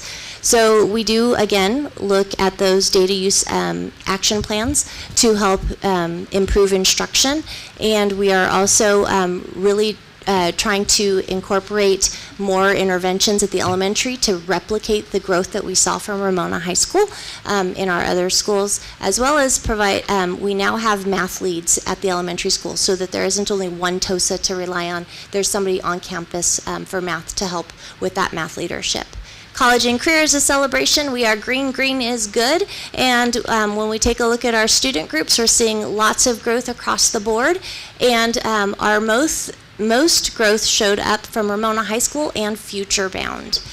Reasons for that. Increased CTE pathways. So we know that we increased our pathway options last year, so we're really excited about that. Additionally, the dashboard changed just a little bit. So before, you had to pass 2 or more AP classes with a 3 or higher to be considered college or career ready. Now, if you're taking an AP class but don't choose to take the test for whatever reason, but you can pass with a C or higher for those 2 courses, you're now then being considered for college and career ready. So, and we're continuing to expand ways students can demonstrate their biliteracy through testing options as well. So we want to keep moving that needle forward, and so we are excited that we have this dual enrollment program going on with our high schools and Palomar, so that's super exciting, and we're continuing to grow our existing opportunities. And with academic engagement, chronic absenteeism, we've declined, which is good. We want to lower our chronic absenteeism, but we are still at about 20%, or 1 in 5 of our students are missing about a month of school every single year. So clearly we have our work cut out for us. But we did see declines in most of our student groups, which is very exciting. And our foster youth, we have 0% are chronically absent. I know they're a small percentage of our students, but that's a celebration.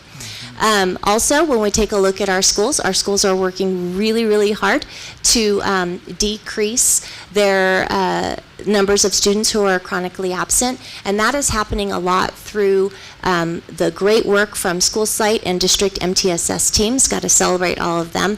They're making connections with families. They're making phone calls. They are shifting attendance conversations with families from a punitive conversation to a supportive conversation. How can we engage? How can we meet your needs? How can we support you to come? So we're really excited about that. graduation rate is also excellent with green.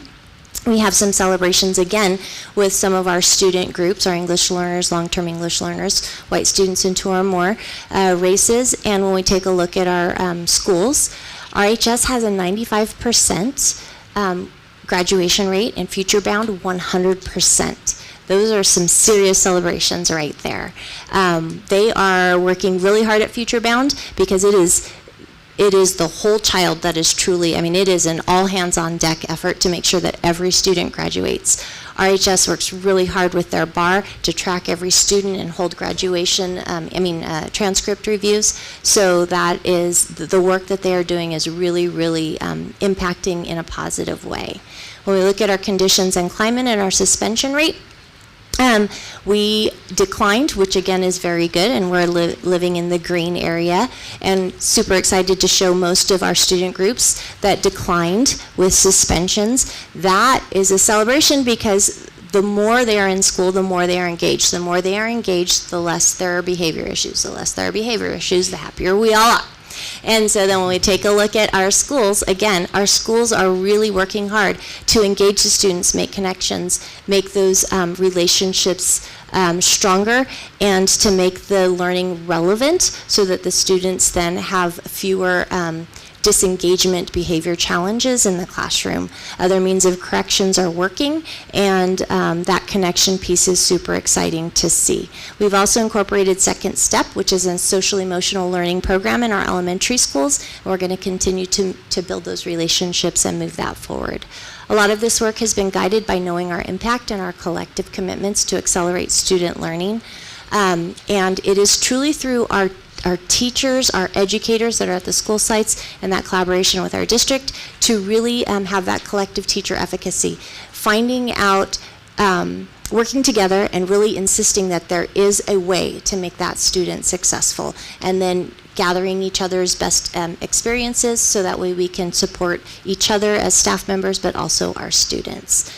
And so we do know our impact, our collective commitments are making an impact. And we are continuing to work because even though we saw growth, there are definitely some areas that are not acceptable, and we want to continue that. Questions? Thanks very much. Any? So just to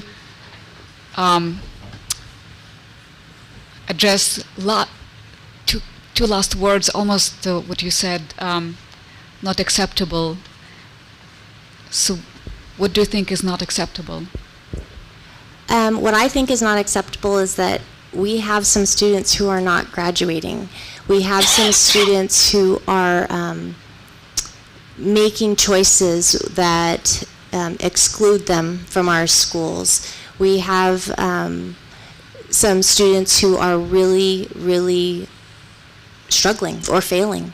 And I'm not saying that there's a blame for that, but we are going to continue our improvement work until we can make sure that every student can truly, truly thrive. Thank you. You want to go next? Mine are easy. Mine's more of a statement. Go for it. I love how you told us that for the college and career part of the dashboard, how they changed it, so now all of our scores go up. And this is why I don't trust the dashboard, because every year it changes, so you don't have anything that's of any value because you can't measure it across time. So this entire document is not what you wrote, but what it's based on is just totally worthless. This is my whole, I'm very frustrated when we have to listen to it because it happens every single time. Having said that, thank you very much for the presentation, and I think you presented the material really, really well. Thank you. It's just the material. I agree. Okay, so I just wanted to clarify for my own information here. How many long-term English learners did you say we have in the district, or did you say? I did not say, Okay. but I will say that in our district we're looking at so we have around 600 English learner students in our district, which is about 13% And I want to say that our long-term English learners are right around 230, 220, 230, like that it's in that range. Are long-term learners? Long-term English learners. I'd be happy to give Dr. Thurman the exact number. And the definition of a long-term English learner is? A student who has been in U.S. schools, who is an English learner first and foremost, but they have not reclassified within the typical 5 to 7 years. So basically, they've been an English learner for more than 6 years. Have most of them been with us during that time? The majority of ours, yes. Yeah. That seems worrisome, that they could be with us for that long and still be getting the hang of it.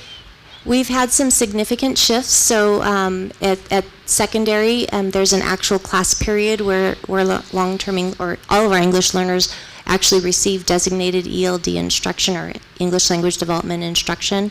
Our elementary schools are working on incorporating that so that they don't become long-term English learners at all, and hopefully they can reclassify within our elementary schools. We're really trying to hone our practice with our curriculum as well.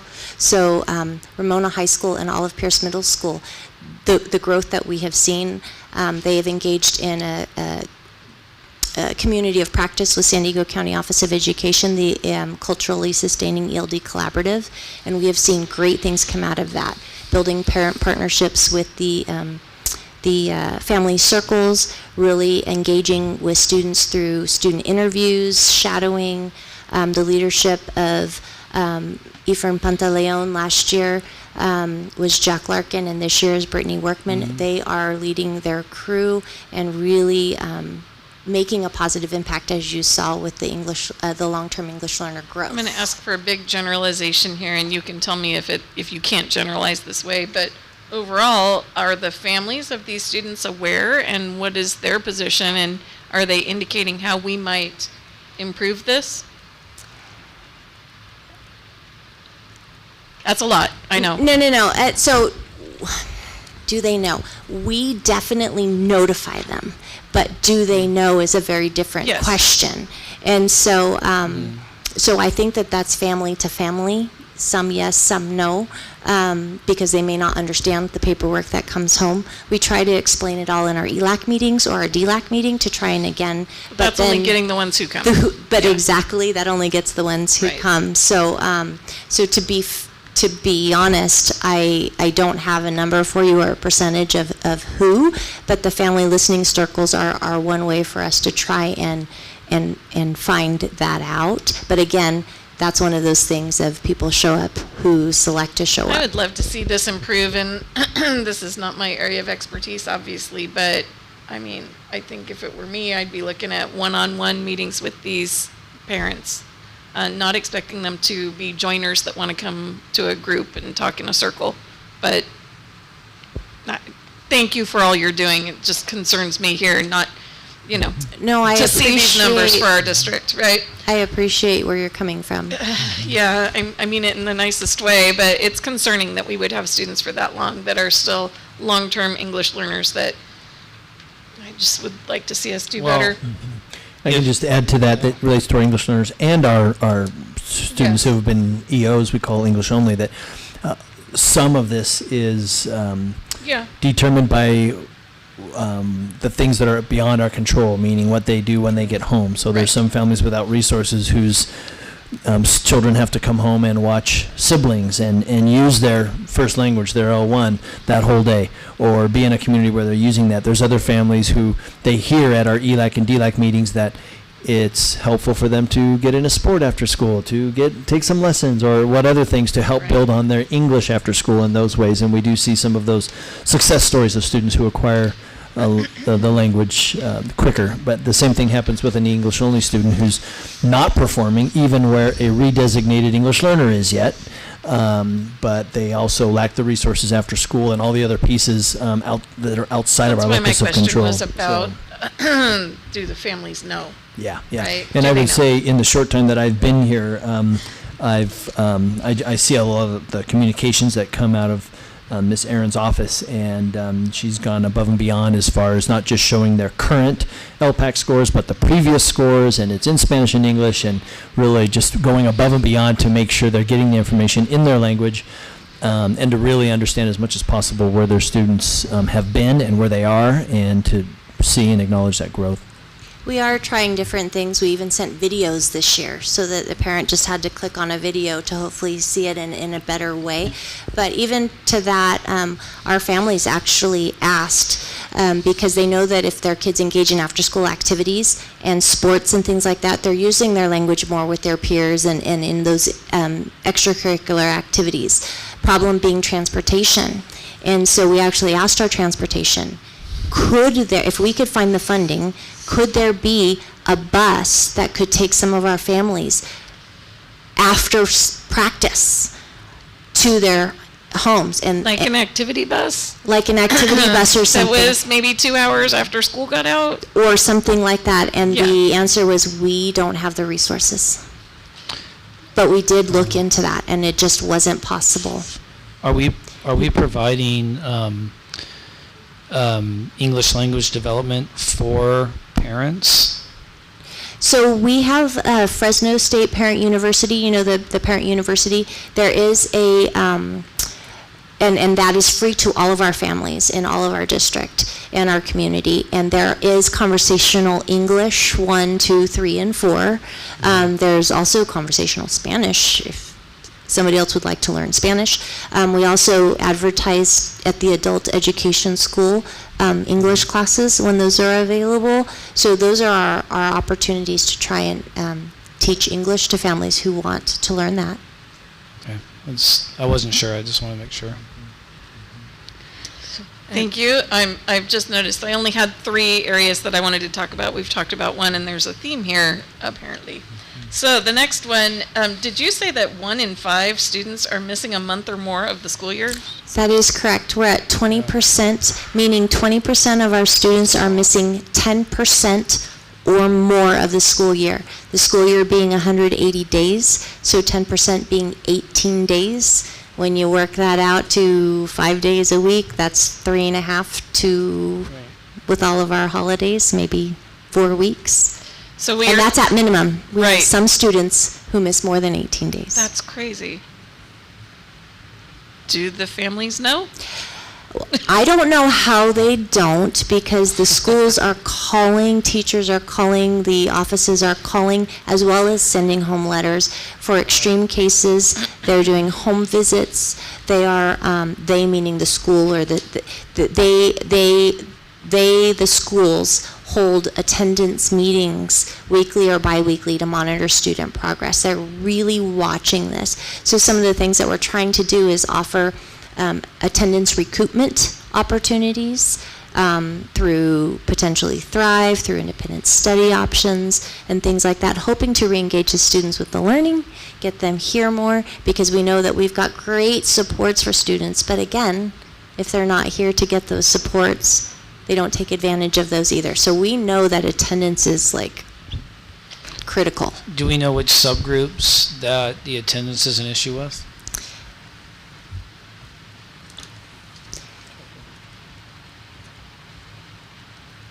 Ooh, there we go. So chronic absenteeism is a measure that is only going through 8th grade, and then high school it folds into the graduation rate, but the trends are the same in high school. And so when you take a look at that, you're showing 25%, 1 in 4 of our long-term English learner students, 30% or 29% of our English learner students are chronically absent. You're looking at 22% of our African American student group, even though they are a smaller number, that's why there's no color tied to that, 25% of our students with disabilities. So socioeconomically disadvantaged is 26%, homeless 31%. So it's a pervasive problem. So it just seems to me like the largest deficit is English learner, long term. Yep. So that coincides Well, directly with the, that English learners and English, long-term English, yes, I'm sorry. Go ahead. No, I'm just saying that coincides with what Dawn's talking about. Does this include partial days, or is this when they're out just for the whole day? So it's, attendance is calculated a little bit differently for elementary as it is, but if they do come, then it's calculated basically if they're here for partial day, they get credit for being there. So this doesn't account for like kids leaving early. Yeah. Okay. And then we have 0 foster youth. Right now, yes, we are at 0. Okay, this is what's very frustrating to me. 2024, we have a red on the dashboard, and now we have a blue because we have 0, and it's negative 42.9%. Correct. That's affected because it's a very small number, as you saw in our district. I know, but still. And that doesn't count high school because this is K-8. But it is, a celebration because we had nearly half, and so now we've improved that. If we can, for each student it matters when we make those improvements. So the dashboard, I understand where you're coming from. Believe me, I do. But I also think it really does shine a flashlight in areas that we need to dig deeper. And so that's what the intention is here's your flashlight, focus, and now do some more work, because like you just did, your flashlight has shown in the area of our long-term English learners, our English learner students. And so then that's where the deeper work goes. So last one from me, and that's conditions and climate and the suspension rate. Now I hear all the time about classroom management being a huge issue for teachers. Behavior of students is not what we would expect, and teachers are struggling and need support for how to deal with that. And sure, suspension rate numbers look good here. I absolutely believe students should be at school. That is the best place for them to be. I don't want to see students suspended. But I also don't want to see numbers that look good on a chart at the expense of classroom management and campus climate. So I had to make a question, right? So do staff and parents feel that student behavior has actually improved as we're looking at these suspension rates that make it look like things are better? Is it better? So that's a really complex question. Again, I love your questions, and better is a broad definer. But what I can tell you is our professional development, our professional learning plan is really focused attention on that first best instruction to really help increase access to the learning in hopes that that will decrease the engagement, the disengagement behaviors that are from those students who maybe act up because they are trying to cover the fact that maybe they can't access the learning, or they're that they don't understand, or that they're bored, or that those types of things. So we're really working to improve that engagement, which would then be the majority of the daily behaviors that pop up. Now we definitely have some students who present as they're in crisis in classrooms as well. And that requires different supports and a different approach. I will tell you that parents are definitely brought into the fold with all of these. I mean, that communication piece is paramount, and that partnership piece is paramount to helping solve that problem, because we can't solve that problem at school alone, nor can the parents solve that problem. It's a partnership between us and the families. And so to say that are we seeing things get better in the school climate, I don't know that I could speak to that, but I can say that our schools' plans, like other means of correction or additional supports or counseling or counseling efforts or student groups, those really are impacting students' connectedness to school and keeping them here. I don't know. I know I didn't answer your question, No, but and I think we have a problem with this, and I don't think we're alone in having a Yeah. problem with this, but I'm looking at this dashboard that makes it seem like we don't have a problem with this. Oh no, I do think it says like it because but we do? we definitely do. Yeah. You know, when you see the percentages of students who are missing 10% or more of the school year, I don't think that this is showing. I mean, I'm excited that we're seeing improvement. Well, and I'm but on by no suspension, means, right? I'm looking at the suspension chart. Oh, the suspension, I'm sorry, right? yes, And the suspension chart makes it seem like everything's hunky-dory, right? But do we have a chart that looks nice at the expense of supporting our teachers? Are they, I don't like the phrasing here. Are they stuck with students in their classes because we're not doing anything bigger about it? Not that I think suspension is the only solution, but I'm looking at a chart here.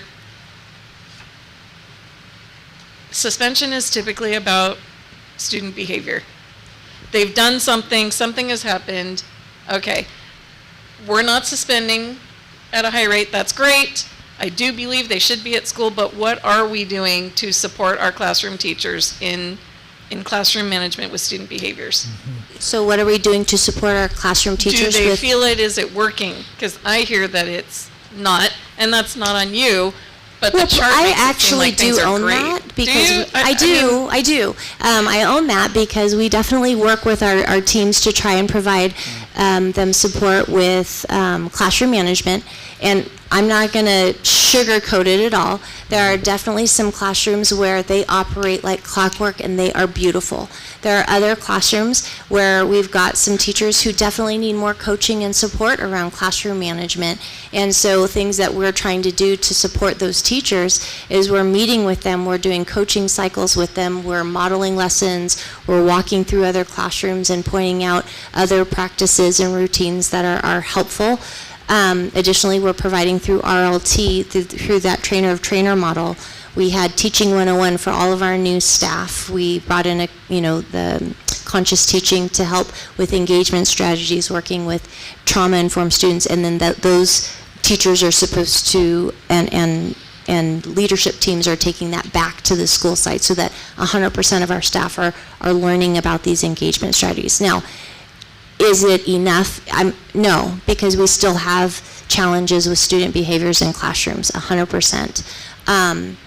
So that's what I was going to ask you. You had asked the question around, so what do we do when a kid is just behaving? What are we doing more of, or what are we doing? Can you just tell me more of what I'm not sure that I'm fully understanding what you were coming once from. upon a time, right, kid isn't behaving, they were punished, consequenced, right? I don't use the word punishment with my own kids, but I would say, yeah, there's going to be a consequence, right? I don't know that that's the best way. There are plenty of different strategies, and I'm sure we're doing them, but what I hear anecdotally is that classroom management is a problem. I'm not sure that it's a teacher problem. They say that students are coming in with behaviors that are absolutely unacceptable for any reason, right? And so obviously the consequence isn't suspension. We can see that on our chart here. And I don't think there's an easy answer, right? I'm just... Yeah, there isn't an easy answer, but there is also ed code on what is allowable for suspension and what is not that we follow as well. And some of those behaviors are not suspendable. Right. So, I just want to add something really quick. What Mrs. Aaron talked about with the conscious classroom and some of the other means of corrections. There was a time when those students would be suspended, and it did not help. So suspension rate is not something to use to gauge behavior. It's used to gauge the number of suspensions. The suspensions are for ed code violations.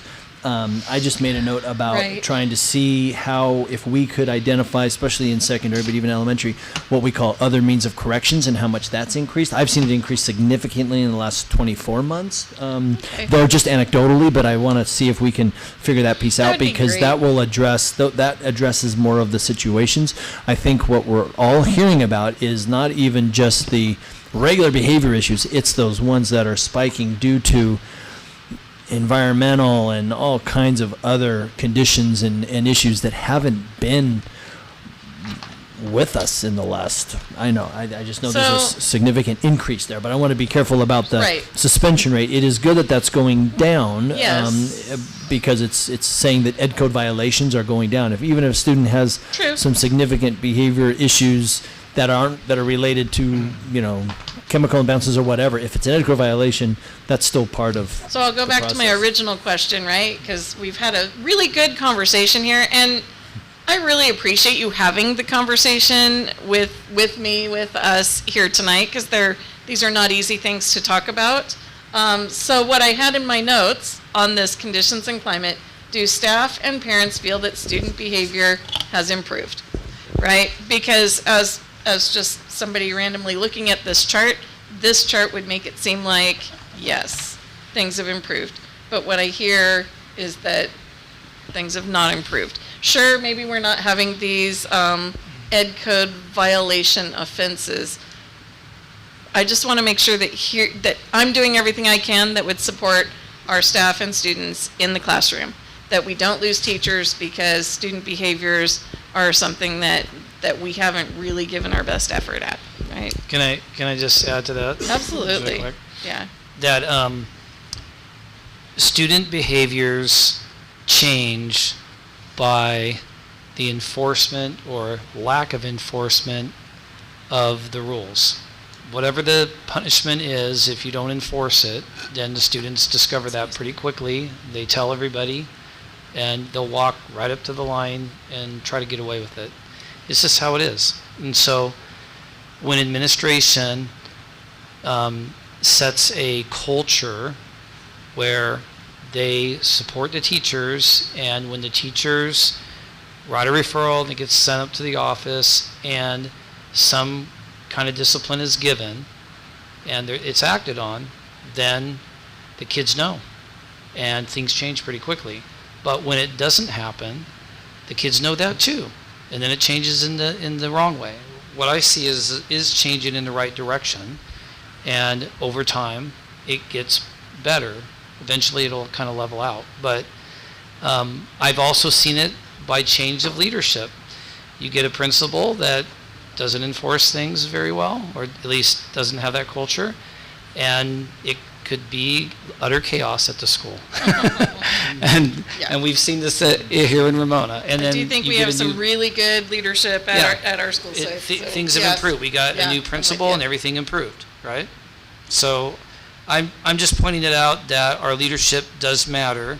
Our teachers are begging for their support, and when they get it, they're thrilled because they can maintain a classroom that is behaved, and then instruction and learning can happen. And I would agree. Our school site administrators and our teachers and our paraeducators are classified like they are all trying to work and engage with students to build those relationships. When those relationships are meaningful with students, there is a direct correlation with a decrease in outbursts or undesired behaviors within the classroom and within the school environment. And so I can tell you wholeheartedly, our teams work incredibly hard to build those meaningful relationships with students. That is evident when you walk onto any campus in our district. Well, I see it, and I see the change that's happened over time. So thank you. Thank you very much. Any further questions for staff on this item? This is information only. Just I've been looking at those charts and looking at elementary schools, and I see that James Duke stands out in many respects for academic achievement. And also it came to mind that I saw some demographics charts where it showed that out of all elementary schools, I think James Duke was the only one who didn't have any English learners, or almost none. Is that correct?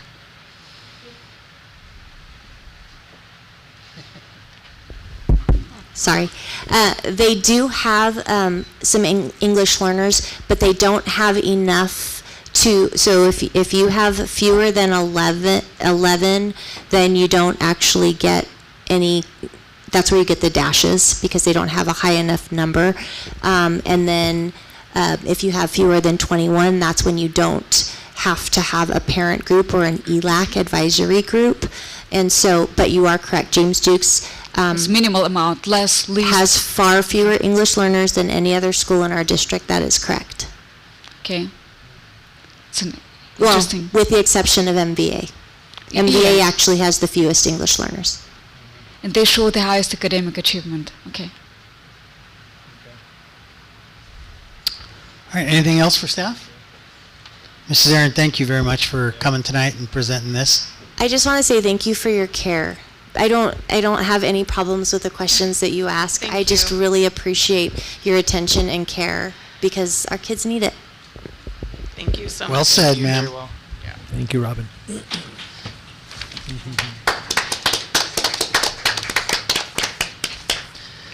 All right, let's see. Next item on the agenda, it looks like it's going to be H4. This is presentation on Ramona Unified District's annual and 5-year developer fee report for fiscal year 24-25. Good evening, President Drum and board members. The district is required to publish an annual and 5-year developer fee report every year. The current report was provided prior to tonight for your review and contains information regarding revenue and expenditures for the 24-25 fiscal year, as well as information as to how the district intends to spend these developer fee revenues in future years. This is an information item that will be followed by the required public hearing. I'm happy to answer any questions you may have about the report. Any questions for staff on the report?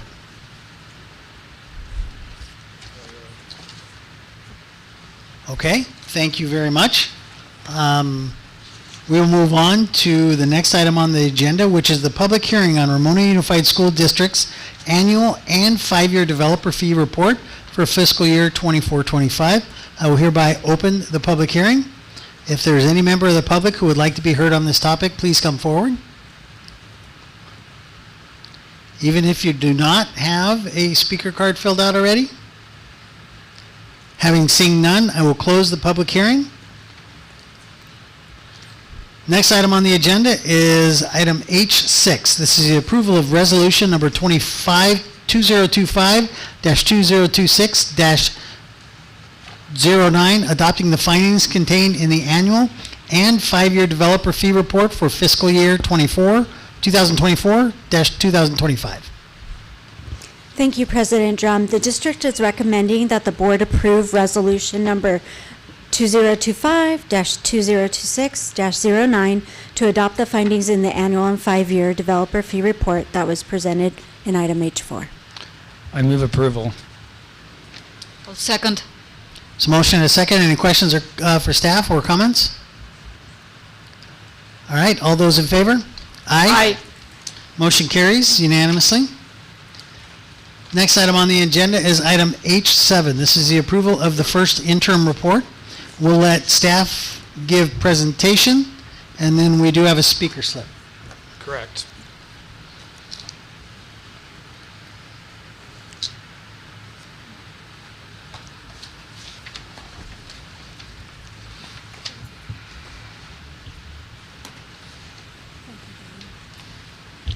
Good evening, board members. I am happy to present the 25-26 first interim update this evening. And this will address budget and revenue changes and as well as expenditures through October 31st.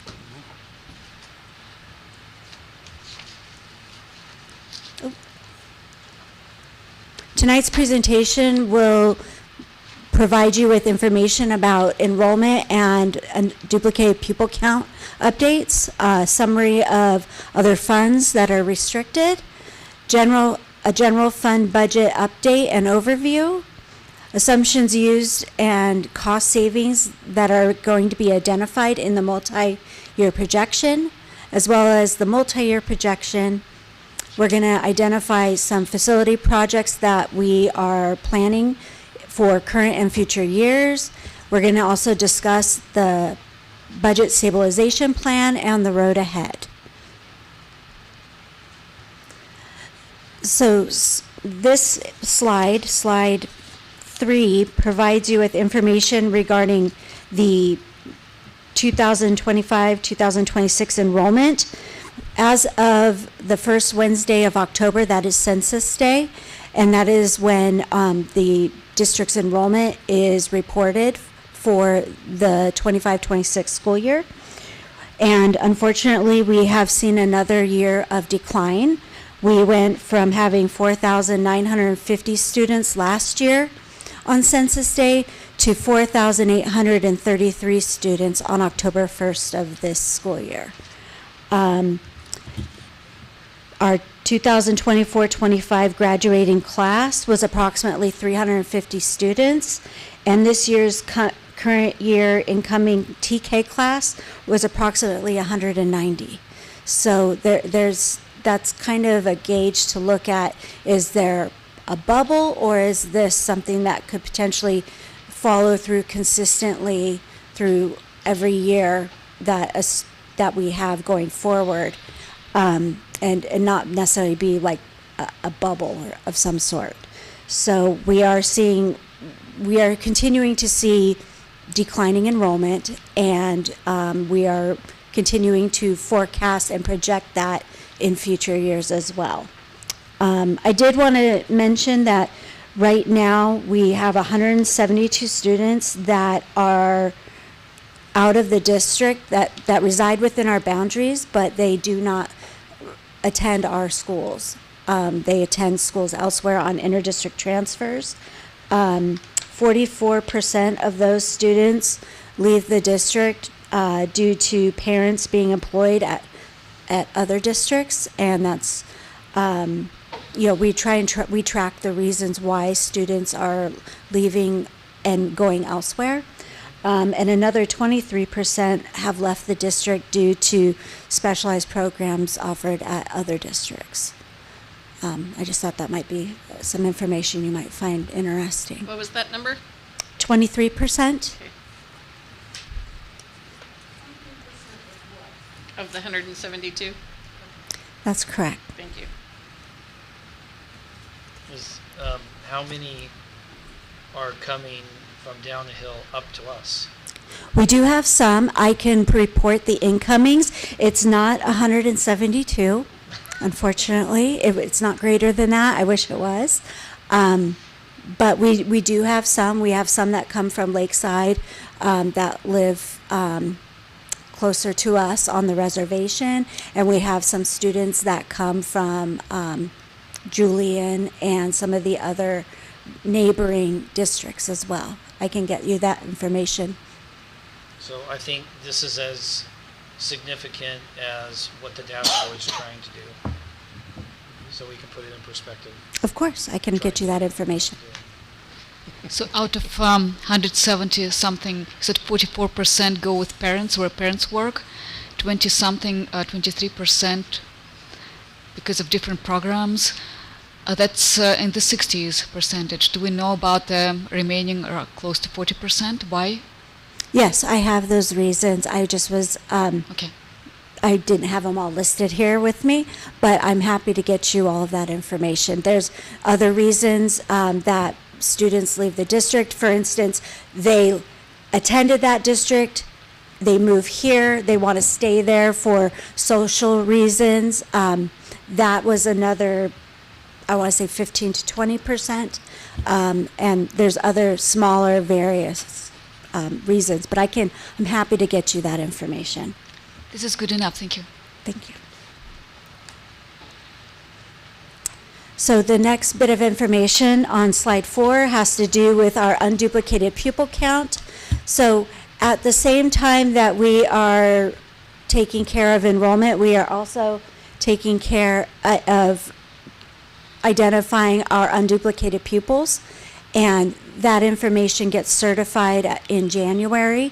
But we have our preliminary numbers, and we are seeing a bit of a decline in our unduplicated pupil count. So this demographic is made up of students that qualify for free and reduced price meals, English learners, homeless and foster youth, And I feel like I'm missing one. I'm drawing a blank, I beg your pardon.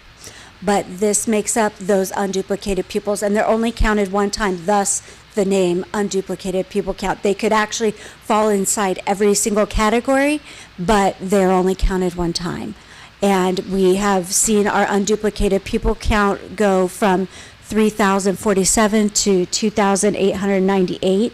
It's 149 less, and that equates to about a 2% drop from 62% of our enrollment to 60%. So on the declining enrollment, that just simple math, that's over $250,000 that we're losing. Just kind of ballpark, what are we losing through this? Not as much, but we are losing some. And we do have some revenue declines due to that.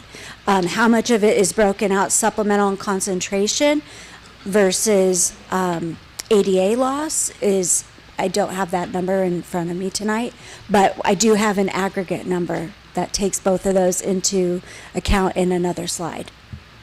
I just wanted to point it out, because it doesn't seem like a lot of students, but it does add up.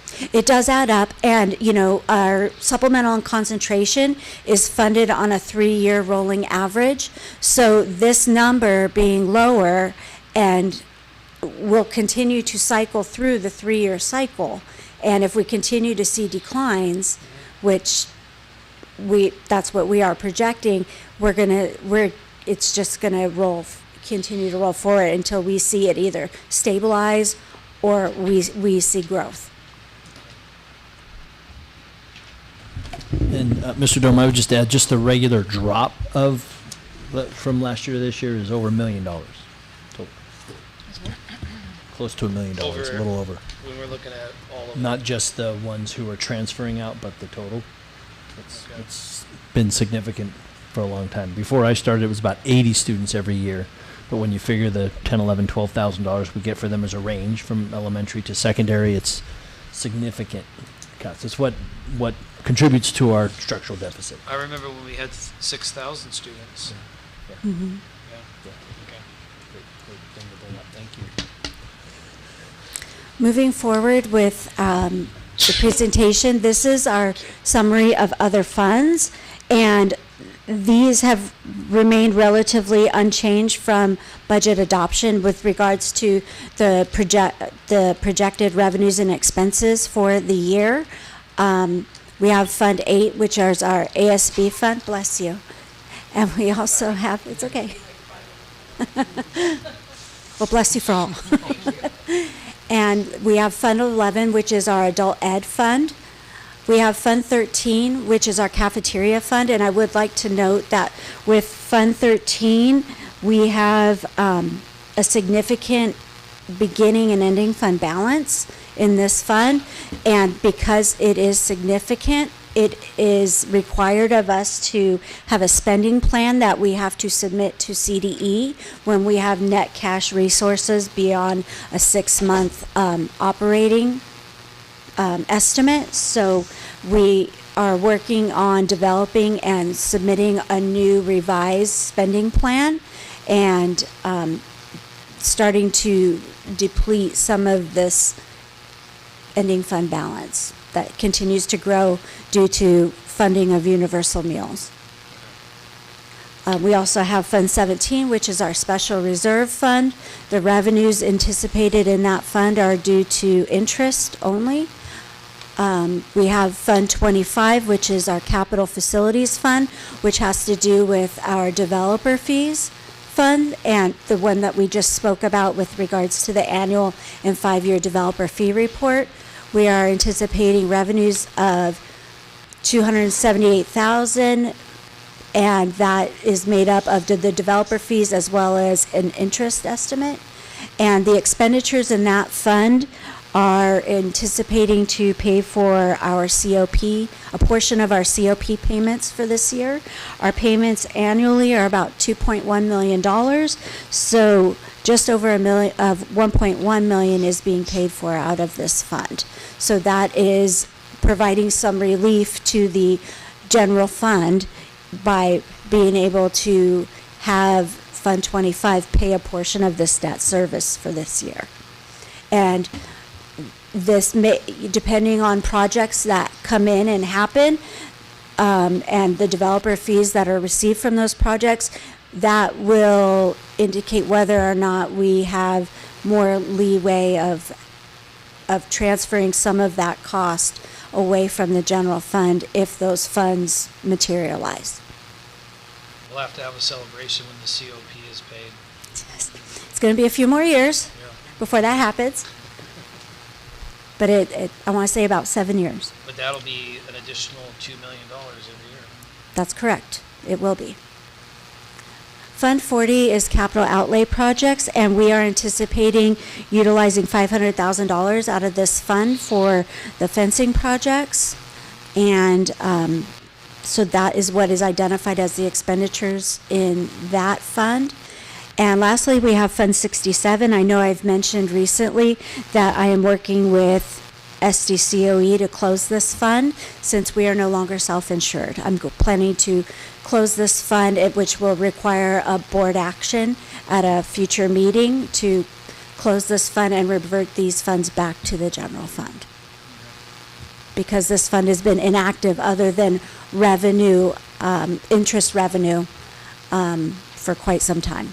And that goes back in the general budget? Yes, it can. Going forward, I wanted to highlight some of the key unrestricted general fund budget adjustments that have taken place since budget adoption. Some of these were already discussed at the unaudited actuals when I provided a 45-day budget update for 25-26 as well as a revised multi-year projection. Quite a few of these are on here, and if you see line number 3, Trustee Dome, you can see that we've had a decrease in LCFF due to our ADA and UPP projections. When I take what we had budgeted at budget adoption versus our changes to ADA projections now and the UPP, that is the difference aside from receiving the additional TK add-on funds for increasing our ratio or decreasing our teacher to student ratio down to 10 to 1. So we have a net revenue increase of $321,000 from the LCFF, and that is attributable to thankfully we have that due to the additional TK funding. We have had numerous increases in costs that are lines 5 through 17 that have materialized since, and this is not inclusive of everything that's taken place in the unrestricted general fund since the beginning of the school year. However, these are some of the key ones that have taken place and that have been already identified, as well as new ones. The items shaded in the light green are here because they are in a program that's on the restricted side of the general fund that requires an additional contribution from the unrestricted general fund, meaning these are specifically in our special ed program, and these items require, it's underfunded, so it requires an increase of unrestricted general fund dollars to balance that resource and basically pay for those additional costs. So we have had total expense increases of 1.7 with impact to the unrestricted general fund. And I also wanted to take a moment, and while we've had cost increases, we've also had cost savings. There's been a lot of efforts that have taken place by staff members to identify where we can reduce costs, and there's been a lot of work done to shift costs from the unrestricted general fund to Thrive because they are allowable to be in that program. We've had net savings of elementary teacher positions due to some attrition of people that left at the very end of last year that were in the budget at a higher amount, and then a replacement teacher came in at a much lower amount. We've also had a couple FTE savings in there as well. There's been the elimination of a school counselor position and an elimination of a teaching position at RCMS. As well as an elimination of an assistive technology position.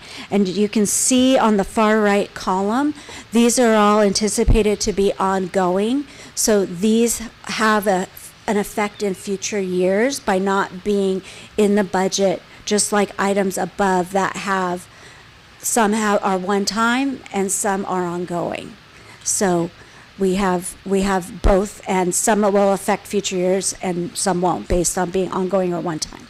On line 16, is Yes. that carryover right now, or is that carryover from last year? Correct. It's from last year. So in the fund balance, so much of the fund balance would pertain to unspent funds that were in for school site carryovers. So they were brought over and budgeted into the current year, along with the new year allocations as well. So this is donation accounts. This is a lot of different fundraising accounts that school sites have that are their discretionary funds. At the bottom, I just wanted to highlight, so we had over $1 million of cost savings that have taken place so far this year. That's quite substantial and significant, and I really think that is something that should be commended, because it's these aren't always easy decisions to be made, and there's been a lot of hard work that's been done by school sites, departments, all across the district to make this happen. Yes. I'm just going to add on line 20. If we meet the targeted thresholds for Thrive, then some of that money could be used at the 7th and 8th level. I think we should look into that. That might be a cost savings for us in the end. Okay, Yes, we still have quite a few students on our wait list, and a lot of that is due to the fact of with the troubles we have for recruiting for staff for the program. But we're absolutely doing everything we can to deplete or diminish that wait list. And if once it becomes zero, that's absolutely what can happen. Services can be offered to secondary levels, but until that time, if there is the demand, unfortunately. I know we've never talked about it here. I'm not sure anybody really knew. That's why I was bringing it up. About middle school? About that the Thrive money, the ELOP monies can be used for middle school, but you have to meet all the requirements first. Yes.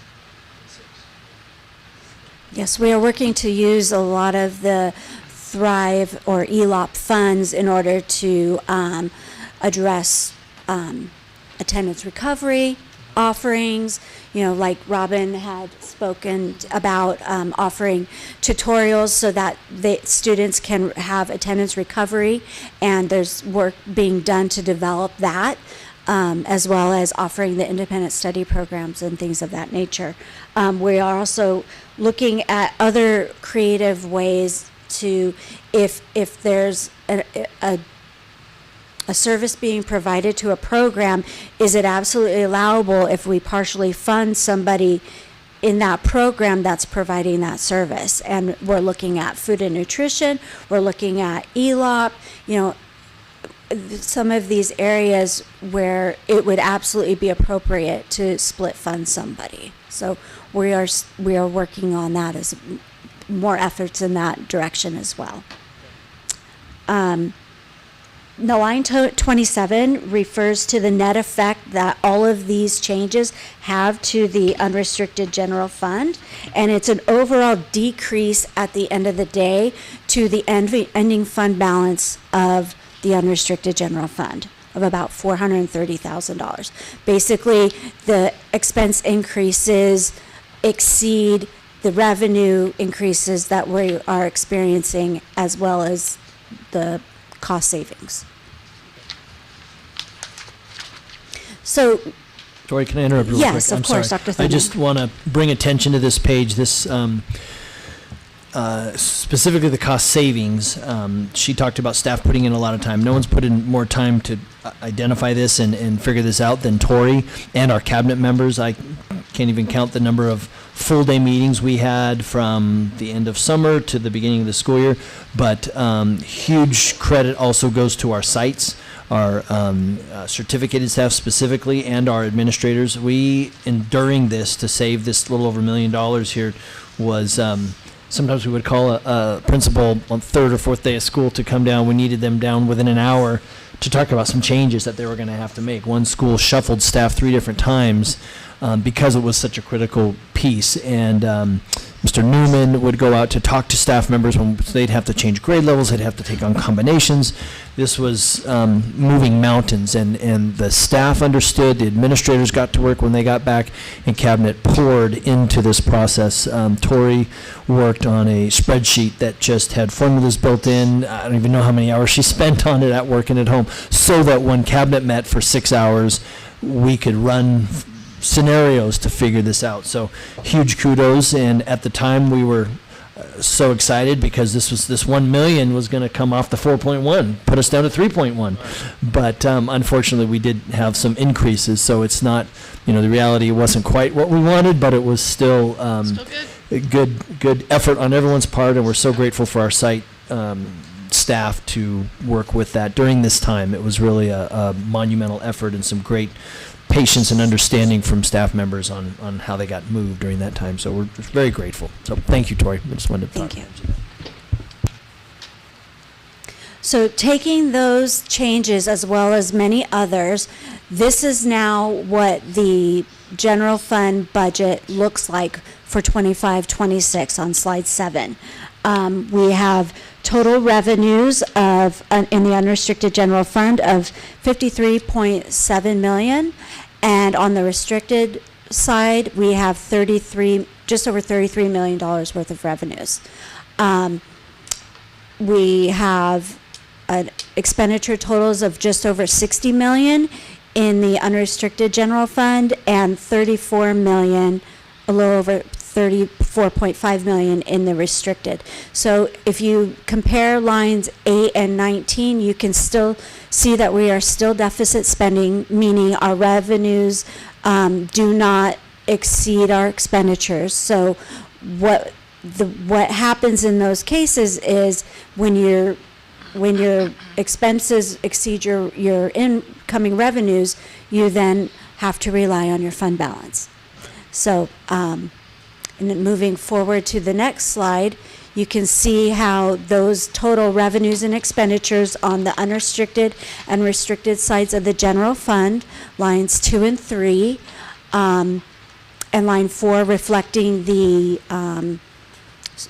deficits on each side of the general fund, as well as what we had in beginning fund balance for both sides. So we started the year with $16.6 million in the unrestricted general fund, and due to this year's anticipated deficit spending, we are expecting to end the unrestricted side of the general fund with just over $10 million. And if we do the same thing with the restricted side of the budget, we are anticipating we will end with just over $7.2 million on the restricted side.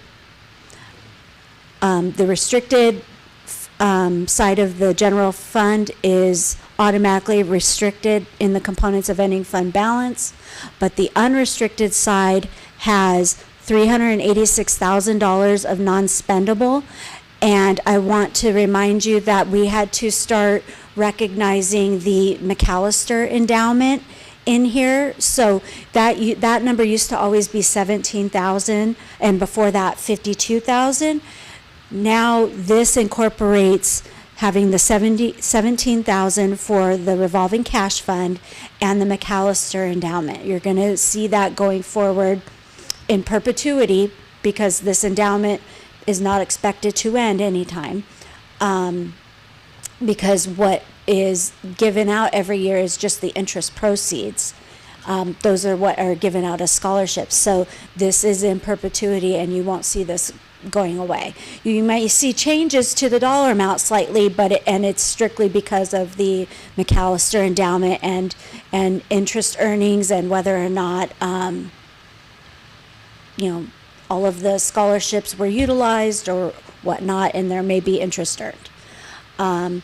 We have on line 14 our 3% reserve for economic uncertainty. That is 3% of the total expenditures in the general fund, both unrestricted and restricted combined.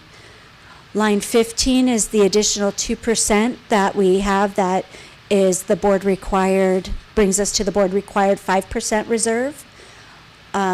And line 16 has our commitments of $5.2 million. The $5.2 million is broken down in lines 23 through 26 on the right-hand side of the slide. We have a portion for future COP payments. We have 1.5 in there for upcoming future textbook adoptions. We have $2.5 million for facility improvements, which I will speak more about in depth in the future, on a future slide. And we have the electric battery replacement for buses of $300,000. So taking this all into account, we meet our required 5% reserve and in our in our general fund for 25-26. So the lines 23 to 26? Yes. That's restricted or unrestricted? Those are committed, and so they are not available unless the board decides to uncommit them at some point for another purpose. So that's similar to non-spendable. We don't spend it until we're ready to spend it. In theory, yes. Yeah, they have different designations, but yes. But those monies are part of the unrestricted part of the budget. Yes. Okay, got it.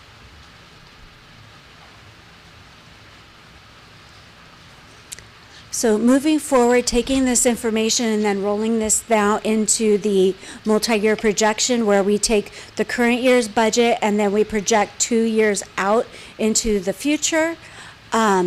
This is the assumptions that we are using for the current and future years. Anything in bold has changed since the presentation I provided to you all on September 11th, where I gave you an updated multi-year projection at that time. At that time, we didn't have the census day enrollment or the updated unduplicated pupil count and UPP percentage. So those numbers have changed and thus have changed our out years as well. As you can see on there, we still have the COLAs are unchanged. However, at the most recent, from the most recent LAO, Legislative Analyst Office report, they are expecting that there will be a downgrade of COLA for 26-27. It will go down from the 3.02% to they're expecting it to be at 2%. And that's due to a lot of the economic indicators that go into determining what the COLA actually is. COLA will actually be solidified in the spring, but the governor will put out what their budget proposal is and what they are anticipating the COLA to be in January, by January 10th, which will then drive our assumptions that we use for the second interim that we bring forth in March. So they're fluid, they're always changing based on the best information we know at any given time. But that's what we've been told. And just to let you all know, taking a 1% downgrade in the COLA for 26-27, that equates to about a $650,000 revenue loss. When we already don't actualize the entire COLA anyway because of our declining enrollment, it's kind of a double hit in that we aren't materializing even the 3.02 or 2% or the 3.42 potentially in 27-28 if we continue to have declining enrollment. If we stabilize or we grow, that will absolutely materialize. However, if we continue to decline, we don't materialize that because we don't gain any additional revenue. We're still losing because we have less kids. We have less students attending. So it's not materialized, unfortunately, and hasn't been for a few years because of declining enrollment. So using these assumptions, we now are going to move to I want to stop for a second. Before I show the MYP, I want to show that, so we've made efforts to identify cost savings in 25-26. You saw that with the other budget changes for the current year. We are also working to identify cost savings going forward. And there's work been done by the technology department, finance and admin services, as well as the SWIDS department to identify where we can reduce costs. And this isn't necessarily this isn't tied to staffing. This has to do with contracts that we feel that we can still operate efficiently without renewing. For instance, the GFS JPA that was brought forth at the last meeting, that's now taken out of the budget for future years because it's not going to be going forward. So that's one of the contracts under line 3. That's in that $20,000. So effort is being made to really explore and be intentional about all of the contracts and service agreements, software agreements that we are looking to either renew, engage in going forward. So these also have an effect on the future years in the MYP. So I wanted to just call that, and you can see that they are identified as being ongoing, that there's no intention to replace these purposes with something else, or and it's going to be status quo with them removed. So taking that information and rolling it into the MYP, you can see that the MYP on slide 11, I'm sorry, I wasn't able to number the slides on every slide in the slideshow, only on the paper copies. The multi-year projection has remained very similar to what you saw as of September 11th in that unaudited actuals meeting where I provided the multi-year projection. It's taken into account all of the changes that we've had with regards to the prior slides as presented, but we are still identifying a need for budget cuts of $4.1 million in 26-27 and in 27 and 28. We are also identifying on line 3 the potential for a small transfer in from Fund 17 in order to keep us every year on line 20 at the 5% board required reserve level. So you see also, I want to call attention to lines 22 through 26. Those are the current year commitments that you saw when we were looking at just 25-26 by itself. But below that, lines 27 through 29, that is the commitments that we have for fiscal year 26-27. We still have the electric bus battery replacement, and we have a small commitment for facility improvements. So COP payment? The COP payment is in the budget already. It's in there. So while it's been great to have and be fiscally prudent and conservative to have some funds set aside for a future payment, just so that there's always something set aside there, it's not sustainable going forward while we're experiencing budget reductions. So as you can see in year 27-28, line 16, we have no committed funds whatsoever for any purposes. So the electric bus battery replacement isn't no longer there because we are experiencing budget reductions. The one thing, like the electric bus battery replacement, we set that money aside a long time ago. Mm-hmm. So it's not ongoing money. No, it's not. It's been set. It's just been recommitted every year. And I know I spoke to last budget meeting or on September 11th when I spoke with you all about that commitment then, that we are experiencing a lot of problems with our electric buses and the fact that they constantly are having to go down the hill for repairs, and they are out of service for quite some time. They're still under warranty. However, they are experiencing a lot of operational issues. A lot of our electric buses are first generation, and they're experiencing problems with their cooling systems.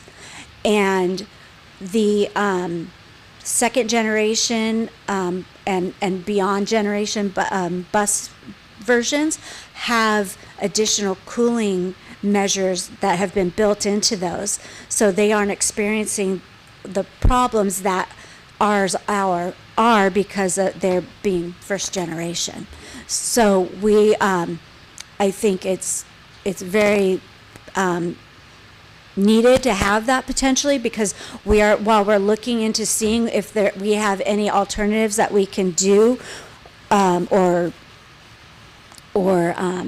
I'm sorry, I'm losing my words. If we can do something with those buses, like lemon law, something like that, is there anything that we can do with Bluebird or one of the other bus manufacturers that we have electric buses from, to see if there's something we can do to get a replacement or something for these, because it's just it seems excessive. When you say cooling, you mean cooling the motor, the drive motor? Or the battery. I'm not 100% sure. I'm assuming keeping the batteries cool,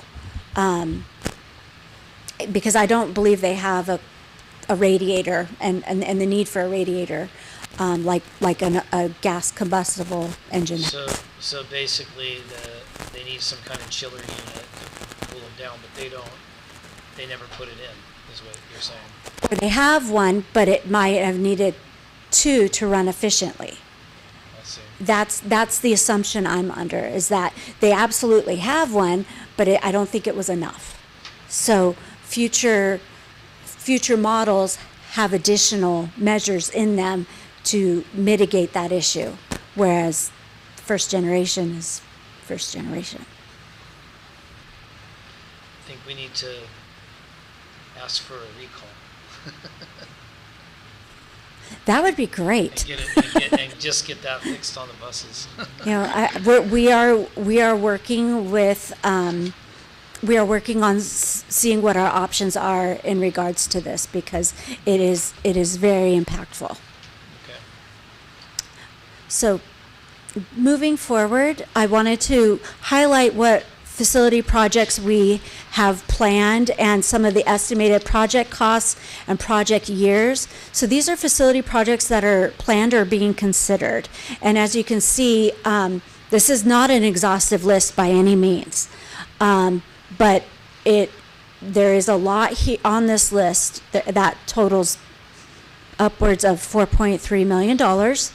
And we are working to take care of replacing the roof here on the district office, looking at labeling and the roofs and the buildings that still have not been done at some of the school sites for safety measures.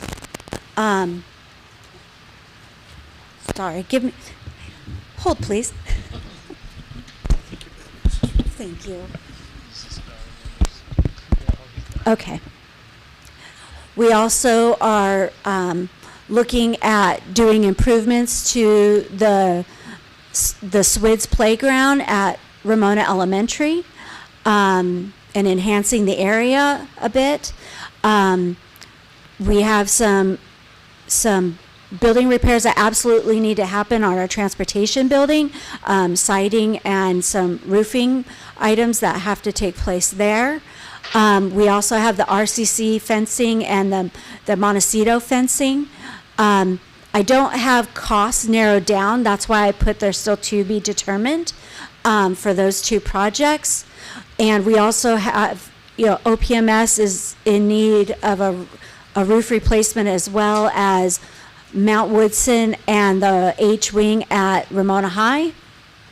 We're looking at basically doing one major roof project a year. The budget really can't withstand much more than that with everything else going on. So, I mean, it would be great if we could do all of them right now, because everything really needs it, but we're going to have to space these out in order to be able to address them properly. And also, we are expecting to have $100,000 allocated annually for portable classroom repairs, as well as asphalt repairs district-wide. We are experiencing a lot of issues with our asphalt because we haven't been maintaining them and doing sealings and resurfacing. So if you don't do those maintenance measures, you then end up having a bigger problem of having to just completely tear up and redo asphalt in areas. So we're trying to take some measures to adequately address some things as we can slowly over time, and hopefully in order to not make the problems compound worse by not being addressed at all. So that is what will take, these projects and potentially others will be taking up those funds that are being committed for facility projects. They will be going towards these. And I also just wanted to talk about, so a requirement that we have with regards to our budget cuts is having and developing a budget stabilization plan. And what we are expecting to do to stabilize the budget with the $4.1 million in budget reductions is we're hoping to have $2.1 million of savings from utilizing the PAR supplemental retirement package, net of anticipated replacements, depending on participation. Looking to align class size ratios with contract language for grades 4 through 12. We're going to see additional reductions in workforce, utilizing restricted funding for appropriate district operational costs. I addressed this earlier with regards to looking at what can possibly go towards restricted funding sources, retirements, and number 6 addresses some that have already taken place so far this year where we've not replaced staff members. Number 7 addresses a lot of the stuff we talked about, the cost savings we've already recouped on prior slides. We're looking at reducing some elective stipend costs and also reducing school site and departmental operational budgets in the year. So those measures would total $4.1 million. We also have other considerations where the board could choose to adjust the required reserve from 5% to 4%. I know we've discussed that in the past. Right. So looking at the road ahead, as of right now, the big 3 state revenues, that's income tax, property tax, and sales and use tax, they've all exceeded recent projections, and that's mainly attributable that whole combination, that's mainly attributable to tech stock gains, specifically in the realm of AI. Those stocks are booming right now, but there's also the fear that the stock market is overvalued by quite a bit right now. So they're considering the stock market to be very volatile, and that could have effects on the big three revenues at any point if there's if there's a downturn in the market. That could possibly, could see those revenues decrease or diminish. The Fed's reduced interest rates yesterday by 0.25%. That's always a great thing. Inflation is still remaining high at about at 3%. So I know that that effort is in hoping to keep it from growing or maybe see a decrease in inflation. California unemployment still remains higher than the national average, and really these numbers those two statistics are very much static and very close to what it was this same time last year. I think ours was 5.4% last year at this time when I reported that information. The state budget is projected to have an $18 billion deficit for 26-27 as of right now, and to experience continued deficits in out years. And the reason for that is they are seeing increased costs in other programs. And for instance, there's been money allocated towards additional child care seats in the state preschool program from the state, also the Department of Corrections, and healthcare costs from the state level. Those programs are seeing major cost increases. The governor is going to be releasing the 26-27 state budget proposal by January 10th. I have 25-26. I meant 26-27. I beg your pardon. But yes, that is coming out, and I'm anxiously awaiting that to see what things are going to be looking like. I will be attending the 2 budget workshops in January, and I look forward to bringing you revised information very soon. Is there any questions? Thank you. All right, before we have board member questions, we have a speaker slip. So, Kim Newcomer, will you please come to the microphone? I'll remind you that you have 3 minutes, and Mr. Dome is your timekeeper.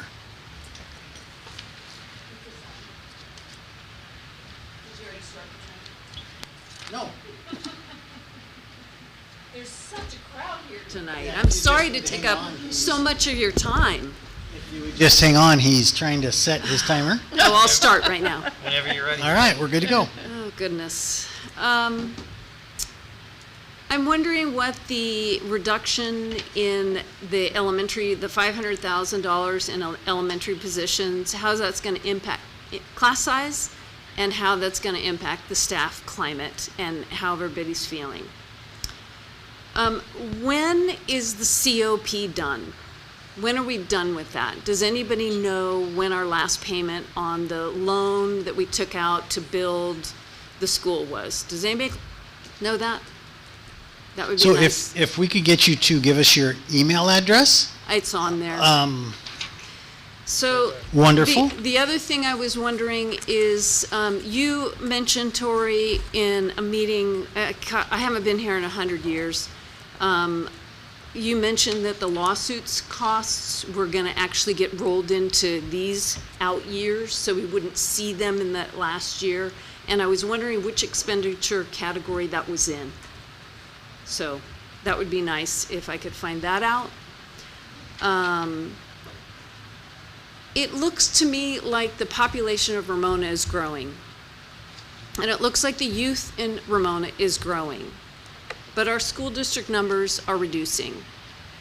I see all kinds of schools that are popping up all over Ramona.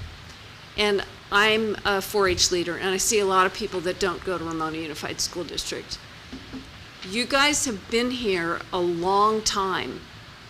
You need to think about what you, as a board, need to be doing to try to change the culture or change what we're doing here so that you can inspire people to come back to the school district. Because it can be really, really good. But what's going on? You're here. You've been here. Your kids have been here. What can we do to get people to come back to Ramona Unified School District? So we see the numbers go down, but you guys never talk about, what's happening with the population, right? So I think the population of the youth is not decreasing. Dawn mentioned one time she thought maybe we were all just getting older, but I don't think that's the case. So pause, think about this, and try to figure out how we're going to change that. Because I think the numbers are going down because people are not coming to the schools. What do we have that's a feather in our cap that we can expand on and take advantage of? Look at those schools that are doing fabulous things and say, wow, we should be promoting that. We have a homeschool program. Why isn't that school bursting at the seams? So please help inspire people to stay. Thank you very much. Tori, or Dr. Thurman, if you would just make sure that somebody from staff responds with questions to the best of our ability. Perfect. We'll work on that. This next one is not. So, are there any questions for staff on the first interim report? Just one. And it has to do with the enrollment page. So we Yes. do have some new housing being built back there, Lennar, behind Yes, Kmart. we do. Did we include that here, or do we not know yet? We aren't sure how many are going to materialize, but I am happy to report that we've already had one, so they've just started moving in, and we have one new student from that development, and they attend Mount Woodson. Great. And Yes. I know there's a talk of more housing being built. There We'll is. see what materializes. Thank you for that. And yes, we'll be doing studies to see what may materialize from that should it progress further through Sure. the developing and planning phases. Thank you. Any other questions for staff? All right, this is an action item. Is there a motion for approval of the first interim report? I move to approve. Second. We have a motion and a second. All those in favor? Aye. Any opposed? Motion carries, I'm pretty sure unanimously. Maya, I didn't hear you. Yeah? Yeah. Okay, thank you very much. Motion carries unanimously. Next item on the agenda is item H8.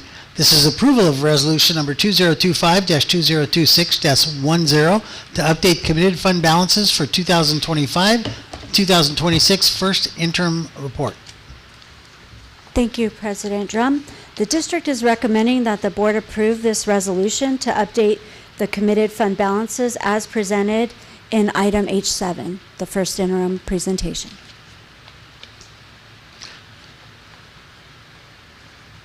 Is there I'll any move questions approval. for staff? Sorry. I'll move approval. Got a motion? Is there a I'll second? second. Any questions or comments for staff? All those in favor? Aye. Motion carries unanimously. Next item on the agenda is item H9. This is the approval of resolution number 2025-2026-11 to identify the amount of budget reductions needed in the 2026-27 and the 2027-28 school years. Thank you again, President Drum. The district is recommending that the board approve this resolution to identify the amount of budget reductions needed in 2026, 2027, and 27-28 fiscal years as presented in item H7. All right, we do have a speaker slip on this item. Okay. There you go, sir. Moving right along, are there any questions or comments for staff? All right, hearing none, is there someone interested in putting forth a motion? I move approval. Do we have a second? I'll second. and I have a question. All right, we have a second. Roger, you're on. So the way that this is worded, I guess my question is that if we decide to make our reserve only 3%, then this proposal could support that, right? Or this resolution. Are you? Yes, this is just talking about reductions and, yes. It's The kind reason of I'm asking unrelated. is because the green sheet addresses it. That's why I wanted to make sure Yeah. that we were not I don't think we're locked eliminating into that. Yeah, I just want to make sure we weren't eliminating that. With board action. Of course. Yeah. I just want to make sure we had flexibility across the board for things. Okay. Yeah. That we're not forced to reduce 4.1 million if we can figure out a different way. Right. Yeah. So that was it. Okay. Any other questions for staff? I believe we have a motion and a second on this already, correct? Yes. I'll go ahead and call the question then. All those in favor? Aye. Aye. All right, motion carries. I was going to say Tony approves too. He's up with his hand up back there with the question. All right, next item on the agenda is item H10, which is the approval of acceptance of gifts. Thank you very much. The last Admin Services Board item of this evening is reflective of 2 generous donations that the district has received for the district office as well as Hanson Elementary. We are recommending that the board approve the acceptance of these gifts. I'll move approval of acceptance of these gifts. Is there a second? I'll second. Got a motion and a second. All those in favor? Aye. Motion carries unanimously. Thank you. You're off the hook Thank you very much. for now. Next item, yeah, it was your night. Next item on the agenda is item I-1, which is an update on the Ramona Unified District Strategic Plan. Thank you, President Drum, members of the board, and the public that are left with us tonight. I'll make this brief. We were able to hold the first Strategic Planning Steering Committee meeting on December 9th this week with 13 of the steering committee members in attendance. I want to go over the names really quick. These names include our very own Don Perfect, serving on this committee, which we're appreciative of. We had Robin Aaron, Tamara Couples, Elisa Sculthorpe, Don Perfect, Laura Ebel, Tiffany Lynch, Lisa Everett, Becky Holden, Ephraim Pantaleon, Debbie Long, Rob Charlton, and Kimberly LaBabbit. So we're missing 3 that had other commitments, but will be there at the next meeting. I was just able to be there to welcome them, and then was off to another meeting. But Jennifer Marakin, our Studer coach, led that meeting. And just sort of gave me a very brief update. Really good input from the steering committee. I'll just touch on a couple things. And then Dawn, I've asked Dawn if she could just share a couple anecdotal pieces from the meeting. And so we're appreciative of that as well. Some of the things the steering committee pointed out, especially in relation to focus groups, which will be informing the steering committee, is that they asked for an additional focus group than we had thought of, and that's the RUSD recent graduates within 5 years. So we will be working on a focus group for these folks to help inform the steering committee as well in their own focus group. And then also individuals who live within Ramona Unified but have chosen alternate setting. So kind of what's been mentioned tonight already, students that may go to different schools than the district schools. So and they also recommended our student group. So those are 2 additional focus groups. They also made a very good recommendation for the student focus group to go down to 4th grade. We had been planning for 7th through 12th, so we will be making that change as well. The other focus groups, just for everyone to hear, are parent groups, and we're looking at the TK2, 3, 6, 7, 8, 9, 12 grade spans for have representation. Students 7, 12, which will change to 4 through 12. Community members, we've asked board members for some help with that. our own board members. That's going to be your own focus group. Special population representatives for our English learners and special education, alternative ed, alternative programming, and continuation high school as well. A focus group for certificated staff, a focus group for classified staff, for certificated alt, and for classified alt. So we're looking forward to those focus groups. Those meetings are coming up. The focus group meetings are going to start on January 6th. We have 2 groups meeting then at 5:30 and then at 6:15. And then the student focus group is meeting at 12:15 at Ramona High School on January 6th also. February 6th, we have 2 other focus groups meeting. And focus groups meeting, we have certificated and classified staff members at 2:45. With the other 2 groups meeting at 5:30 and 6:15, also on February 6th. So our student coaches, Casey and Jen, will be directing those meetings. They'll be facilitating all of those. So the next steering committee meeting is coming up on March 3rd from 5:30 to 7:30. And we're still asking for board member input just regarding recommended community members for that focus group. So that provides sort of my little update. But Mrs. Perfect, would you mind sharing some? Happy to talk about this just a little bit. The preliminary meeting was exactly that, very preliminary. It was mostly going over, who we were and how the group will function, how to reach consensus and indicate one's position, and then the discussion about the focus groups. And that was the entirety of the meeting. Brian, you hit the highlights on what the group's input was about focus groups, including younger students. There was conversation about, is it valuable to have 12th grade students in there because it's a plan moving forward, maybe more value in those who have already left, and, did we prepare them and what might we do better? A key for me, and it is something that I brought up, and unfortunately Mrs. Newcomer left before she could hear this part, but for me, I am keenly interested in hearing from families who reside in the district but do not have their students enrolled here. We have a lot of homeschool groups, pods, what's going on over there at Grace Church, what's going on with Lux Christi, Happy Hens, what's the Lutheran Church doing with their school program, and find out, what's going on out there that maybe we could be doing better here to draw those students back into our district. Not that every student needs to be in a TK-12 public setting, but we have a lot to offer. So if there's something we're lacking that parents are seeking and we could provide that, it would be great to know. And then maybe get some of those students back here for all the great things that we have.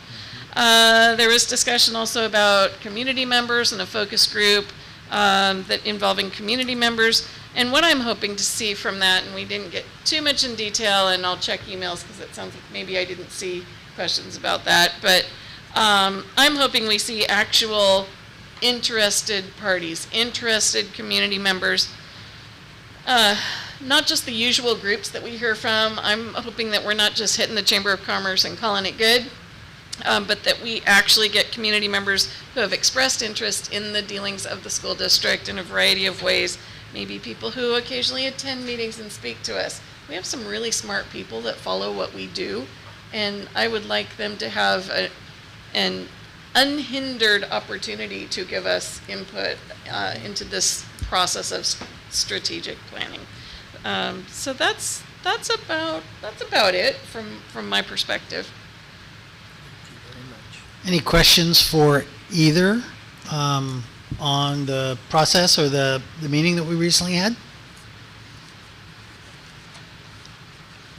Okay. Looking forward to hear what the strategic plan will be. Yeah. Me too. Yeah, very much so. Yes. So that was information only. Unless there's no objection, we'll move on to the next agenda item. That would be I-2. This is board member request for reimbursement to public school employer for release time to attend board-related events.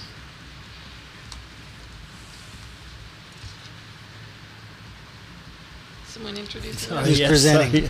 Yes, thank you, President Drum. This is a provision that's provided for school district personnel to attend functions when they're on another school board. So this provision with board approval allows the district to reimburse Mr. Dome's district for the subcosts that he would use to attend these 4 events. So we've got the dates there for all of those except the May revised budget workshop from school services for next year, which is not available at this time. So we did this last year. The provisions in place to just for this purpose. Okay, I'd like to hear from Mr. Dome before we entertain a motion. I'm just going to abstain from the vote since it's about me. Okay. Thank you. Thanks very much. Having heard that, are there any questions for staff? Yes, I have a question. So the January 22nd is off the table, correct? The what? January 22nd? Is what? We're not going, or nobody's going? I think the invitation is out there. I personally am not going to go, just because I don't want the district to incur that cost. Okay. So, is Roger going? Are you going to that one? I was planning on it, but... And I think it's valuable, and it's an individual choice, Okay. personally. Yeah, I just thought we did not get a spot this time. The only space available is the afternoon session. That's Okay. correct, but there is still space. And also, CSBA, we canceled our attendance this year. Probably we will continue to try to save money next year as well. Are we also going to cancel our attendance at CSBA annual conference in a year from now? That hasn't been determined yet. It's Okay. a year away. It's going but- to be in San Diego, right? Yeah, it is going to be local, so there won't be Then- some of those costs. Okay, Yeah, that's... so there'll be, so we're going to, it's just going to be the cost. Won't have flight costs or Costs, hotel okay. costs. So it'll Yeah. be dramatically less. San Diego is much easier, right? Okay. All right. If there are no more questions, is there a motion on this item? I will make a motion to approve this agenda item as presented. Second. There's a motion and a second. All those in favor? Aye. Aye. Motion carries unanimously. Next item on the agenda is item I3, which is the superintendent's report. Thank you, President Draw, members of the board, and our public staff member still here tonight. I just want to say I'm grateful to be here tonight. I want to bring to light a few of our latest happenings. I will make this short. We this last Sunday had the golf tournament fundraiser for wrestling. I've heard it was a great success, a lot of participation. We don't have fundraising numbers yet, but just appreciate everyone that turned out. My boys and I were able to do that previously, but we were not able to go this last one. We also, as Corey mentioned, had the robotics competitions, first one in many, many, many, many years in Ramona. And I just heard rave reviews about the whole event from parents and students. And so we're really excited about Mr. Shane Helmick's leadership there. And also, as Corey mentioned, as Ms. McDonald mentioned, Roger's support of that with Mr. Helmick and the software and all the different things that go along with getting that robot ready and to the event. But I know that students and parents were just really excited to be able to go and participate in that event. And I know they're looking forward to December 20th at Crawford High School. So we're all excited about that. Today at 10:30 we had the NJROTC inspection, which is a sight to behold. If you've not seen one of those, I strongly encourage that. I did not get to attend this morning, but was really looking forward to that. Again, heard rave reviews just about how everyone looked. There is always an external evaluator that shows up, a distinguished guest usually, to do those inspections, and everyone is presenting their A game in what they do for these inspections. So I got to make last year's inspection, but not this year. But a lot of work goes into the preparation from our students and our staff. So huge thanks to the whole program for hosting that again. And then really tonight I want to thank our cabinet team, Tori Long for the hard work and hours put into tonight's first interim report. This was a particularly challenging one with all of the the cuts coming up and trying to have our budget savings there. Want to thank our association representatives for bringing their teams on December 2nd. We had a budget kind of forecast and review and question and answer time, and although I couldn't stay for that whole meeting as well, I heard that the conversations were rich. One of the things that's really important in those is to ask, and not to have hold back. And so those conversations and that the success of those meetings is dependent on questions being asked and then answers being provided and moving forward in our knowledge of the budget stuff. So we're just, I'm really grateful for everyone that came out and participated in that. The financial climate is very challenging. There's not a lot of hope on the horizon, as we heard tonight. A lot of kind of sort of daunting things coming at us. But in better news, we are asking staff, students, and families to enjoy a restful winter break coming up after 6 more wake-ups, as we heard earlier. And we're just extremely grateful for each and every RUSD employee and the work ethic that is so prevalent at every school site and department serving our students. So thank you all. Thank you, sir. Next item on the agenda are board member reports. This is agenda item I4. We'll start with you, Dawn Perfect. Yep, I'm ready. So it's been a busy time since we last met. I did go up to Sacramento for the CSBA Delegate Assembly. I did not stay for the conference, so I can only report on Delegate Assembly business. There was a lot of information provided, but most of it is things that we see come through in emails. So, nothing earth-shattering that you all wouldn't know if you read all those many emails in detail. I'm sure you do not. So some things that I had in my notes, a few of the things talked about legal case up there against, involving LA Unified regarding special ed legal costs. Apparently, I did not know this, special ed legal rates currently sit at from $550 to $975 per hour, but the magistrate reduced it to $450 to $700 per hour. I guess this is good for districts everywhere when it comes to legal costs associated with special ed cases. One would hope that we just don't find ourselves in many of those, but the sad reality is that a lot of districts do. Another item was AB 1021, which was related to workforce housing, and as you know, I'm keenly interested in that. We have some of our colleagues here in San Diego that are pursuing this right now. I didn't watch the discussion of San Diego Unified's workforce housing initiative that was on their agenda, I think last night or the night before, but I'll get caught up on that. This AB 1021 exempts districts from CEQA in some circumstances and was signed. There was also some conversation about the, I don't know what word they used, dismantling of the Federal Department of Education, moving programs to 4 other departments. This has been widely covered in the media, but they did talk about the Department of Interior taking over issues related to our Native Americans, and Department of Labor dealing with ELL and homeless, and I don't know, just a lot of reorganization. Yeah. So feel free, if you have lots and lots of time, to hit me up and I'll go over more of that information. But like I said, you see it mostly in those emails that come from CSBA.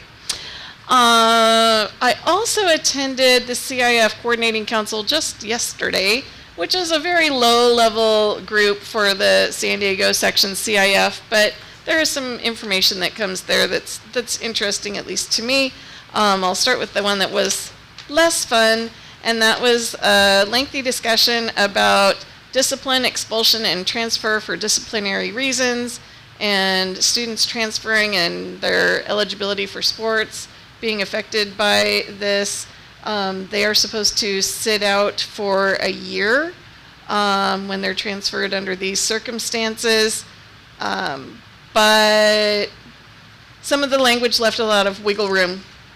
So some students were playing, they were transferring, right box wasn't marked or information wasn't provided from one district to another in a very clear way. There was also some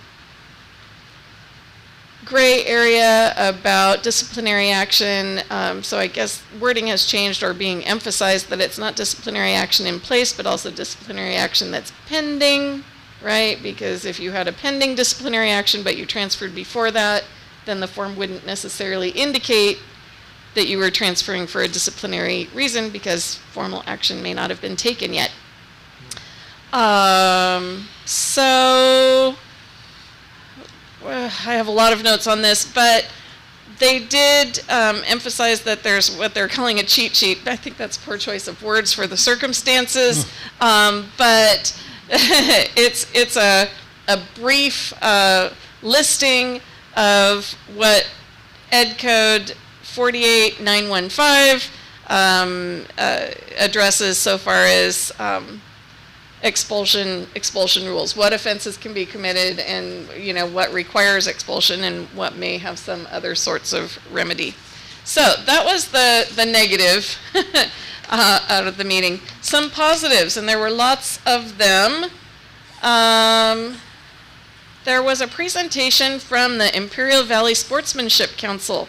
And this was a student-led student-athlete advisory council that is conference-wide.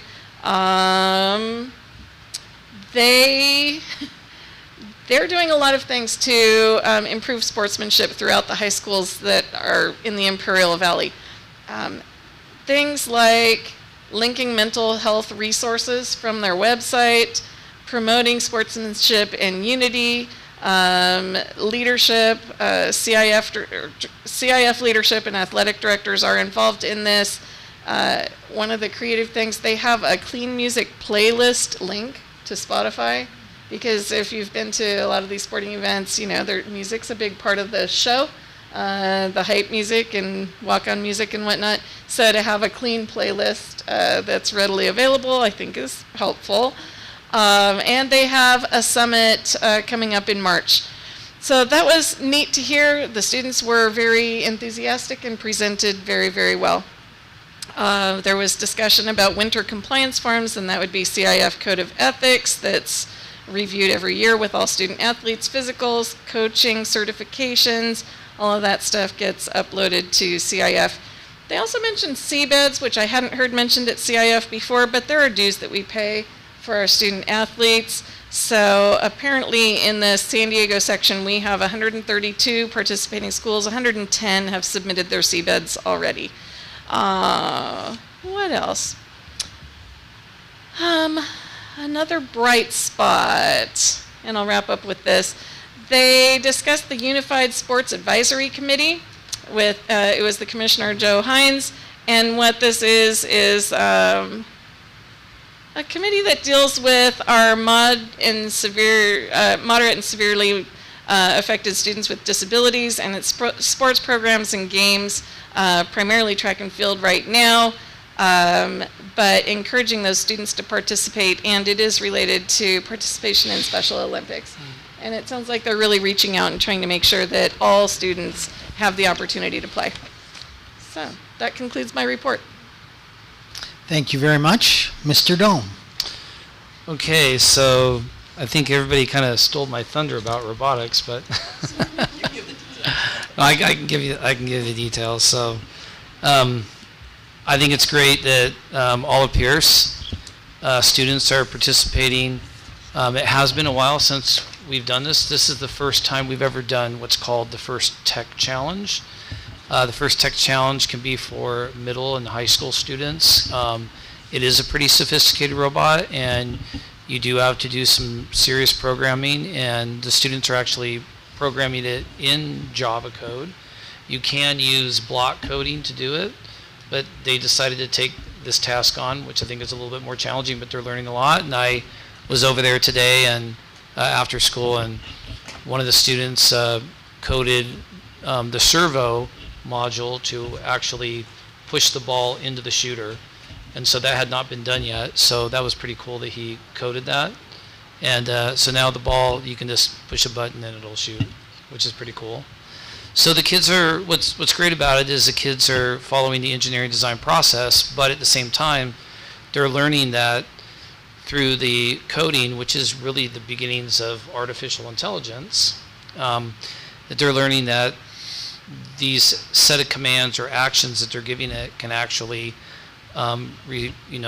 deliver a result. So that's pretty cool. It's not just a static object, but it actually functions. So that's I think pretty profound for our kids.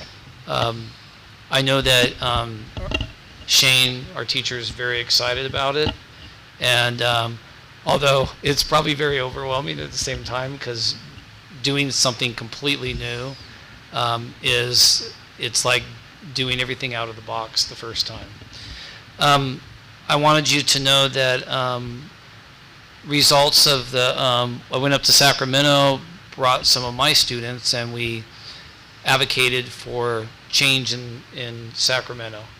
And so we have some results about that, which will affect Ramona Unified. One is we're working on a statewide resolution for a STEAM Robotics Day to bring awareness about robotics that can be celebrated in our schools, and also a Women in STEM statewide resolution. So those are going to be happening. We are actually working with a partnership with Assemblymember Carl DeMaio's office and State Senator, how do you say her name? She's got a very unique name. It's Boga, I think is how you pronounce it.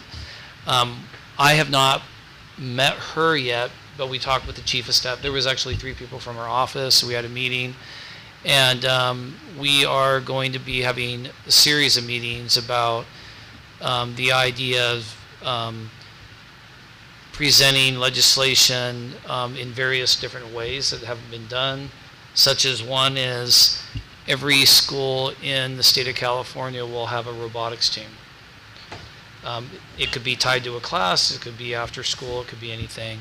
Another one is that there could be a write-off for companies that donate to the schools, specifically for STEM, which would definitely lead to more donations, which would really help us this time. And then another one working directly with the CDE about providing curriculum specifically for science courses, teaching the next state, next generation science standards, and specifically having one of the engineering projects be robotics. So these are all different kind of ideas. You know that there is a STEAM conference it's not ran by the state of California, but it's kind of somewhat connected. And so kind of along with that, they try to pitch ideas, but we realize that the changes that really need to be done, it needs to be grassroots. It needs to be coming from kids and from teachers, letting them know what happens. So they're now asking me to go up in March and pitch it on the Assembly and the Senate floor. I'm like, if that's what you want me to do, I guess I'll do it. The other thing I wanted to just give encouragement, because we have a new teacher, Mr. Dunn, at the high school, and now that he's getting his feet wet, I think it's really important after the students take the end of the year assessment for Project Leadaway in all of his classes. Before that actually happens in, I guess, March, they'll announce it, that the application for national distinction will open up. And because we had a transition, it did not get applied for. So this year we should apply for it, because I know for a fact that his program and the students in it definitely meet the criteria, and we should be receiving distinction nationally. And so I want to just encourage, it's a very simple application. It's like a one-page application to fill out. It's very easy to do. And you receive a banner, and it could be celebrated at the school. So that's it. Mrs. Phillips. So Had a great time running this 5K candy cane race at the high school last Saturday. It was wonderful to meet current cross-country runners and catch up with some familiar faces from the past, the people I knew back when I was a cross-country parent during my daughter's high school years. One thing I heard yesterday from another parent that they saw the race announcement but didn't sign up because the announcement didn't say what the money raised was going toward. And I realized, yes, it was not in that announcement. So while it didn't occur to me to look for that info, it seemed like a concern for some. It was, so it might be something to consider next time when we put out announcements about some events to indicate clearly what the money raised is going toward which organization. So when I paid, it did say ASB eventually, but still didn't say ASB, like what exactly, branch of ASB, yeah.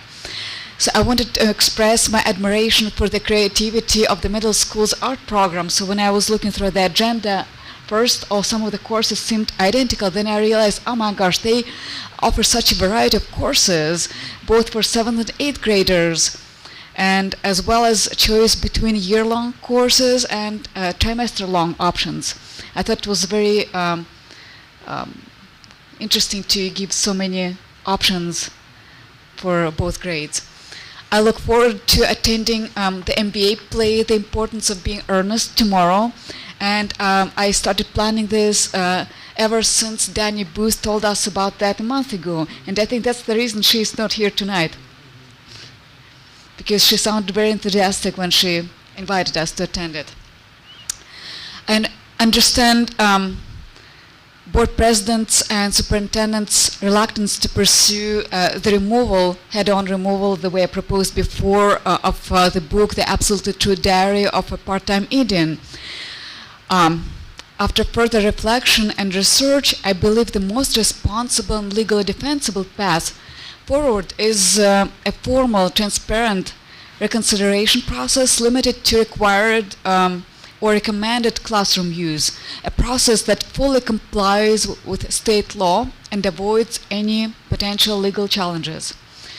Pursuant to Education Code 35145.5, as well as RUSD Board Bylaw 9322 and RUSD Board Policy and Administrative Regulation 13124, which is Williams Uniform Complaint Procedures, as referenced in the 2025-2026 Parent-Student Handbook. I'm respectfully requesting the following action item be placed on the January 2026 regular meeting agenda. Action item requested: direct the superintendent to initiate formal reconsideration of the Absolutely True Diary of a Part-Time Indian by Sherman Alexie for continued inclusion in the grades 7 to 12, revised secondary core literature list, all other approved supplemental lists, and required recommended use in any RUSD curriculum, including ethnic studies, with report and recommendation to return to the board no later than the March 2026 meeting.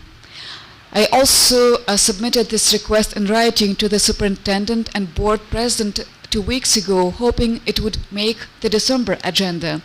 I look forward to having this placed on the January agenda. Thank you very much. All right, I'll bring us home here tonight, and most of my items are thank yous. I want to thank MVA RCC and their students and staff for attending tonight. I think they represented their school very well, and it was my absolute favorite part of the tonight's meeting.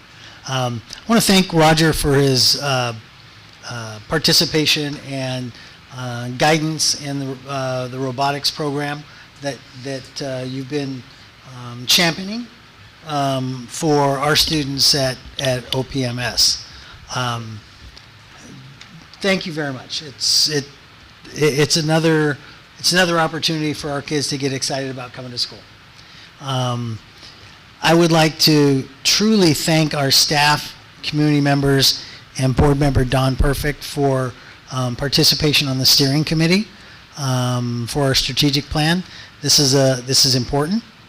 This is something that we are dedicated to getting right, and this is something that we all hope to stand behind as the roadmap for the future for the district. So all of those who are donating their time are truly worthy of our gratitude, and I want to make sure that they hear it loud and clear. And then I'm really impressed to see the wide breadth of focus groups that we are attempting to assemble, again, in an effort to make sure that we're getting it right. And then I want to thank the board for confidence in allowing me to serve as president for another year. It's sometimes a lot of work, but it is it's worth it. It truly is worth it.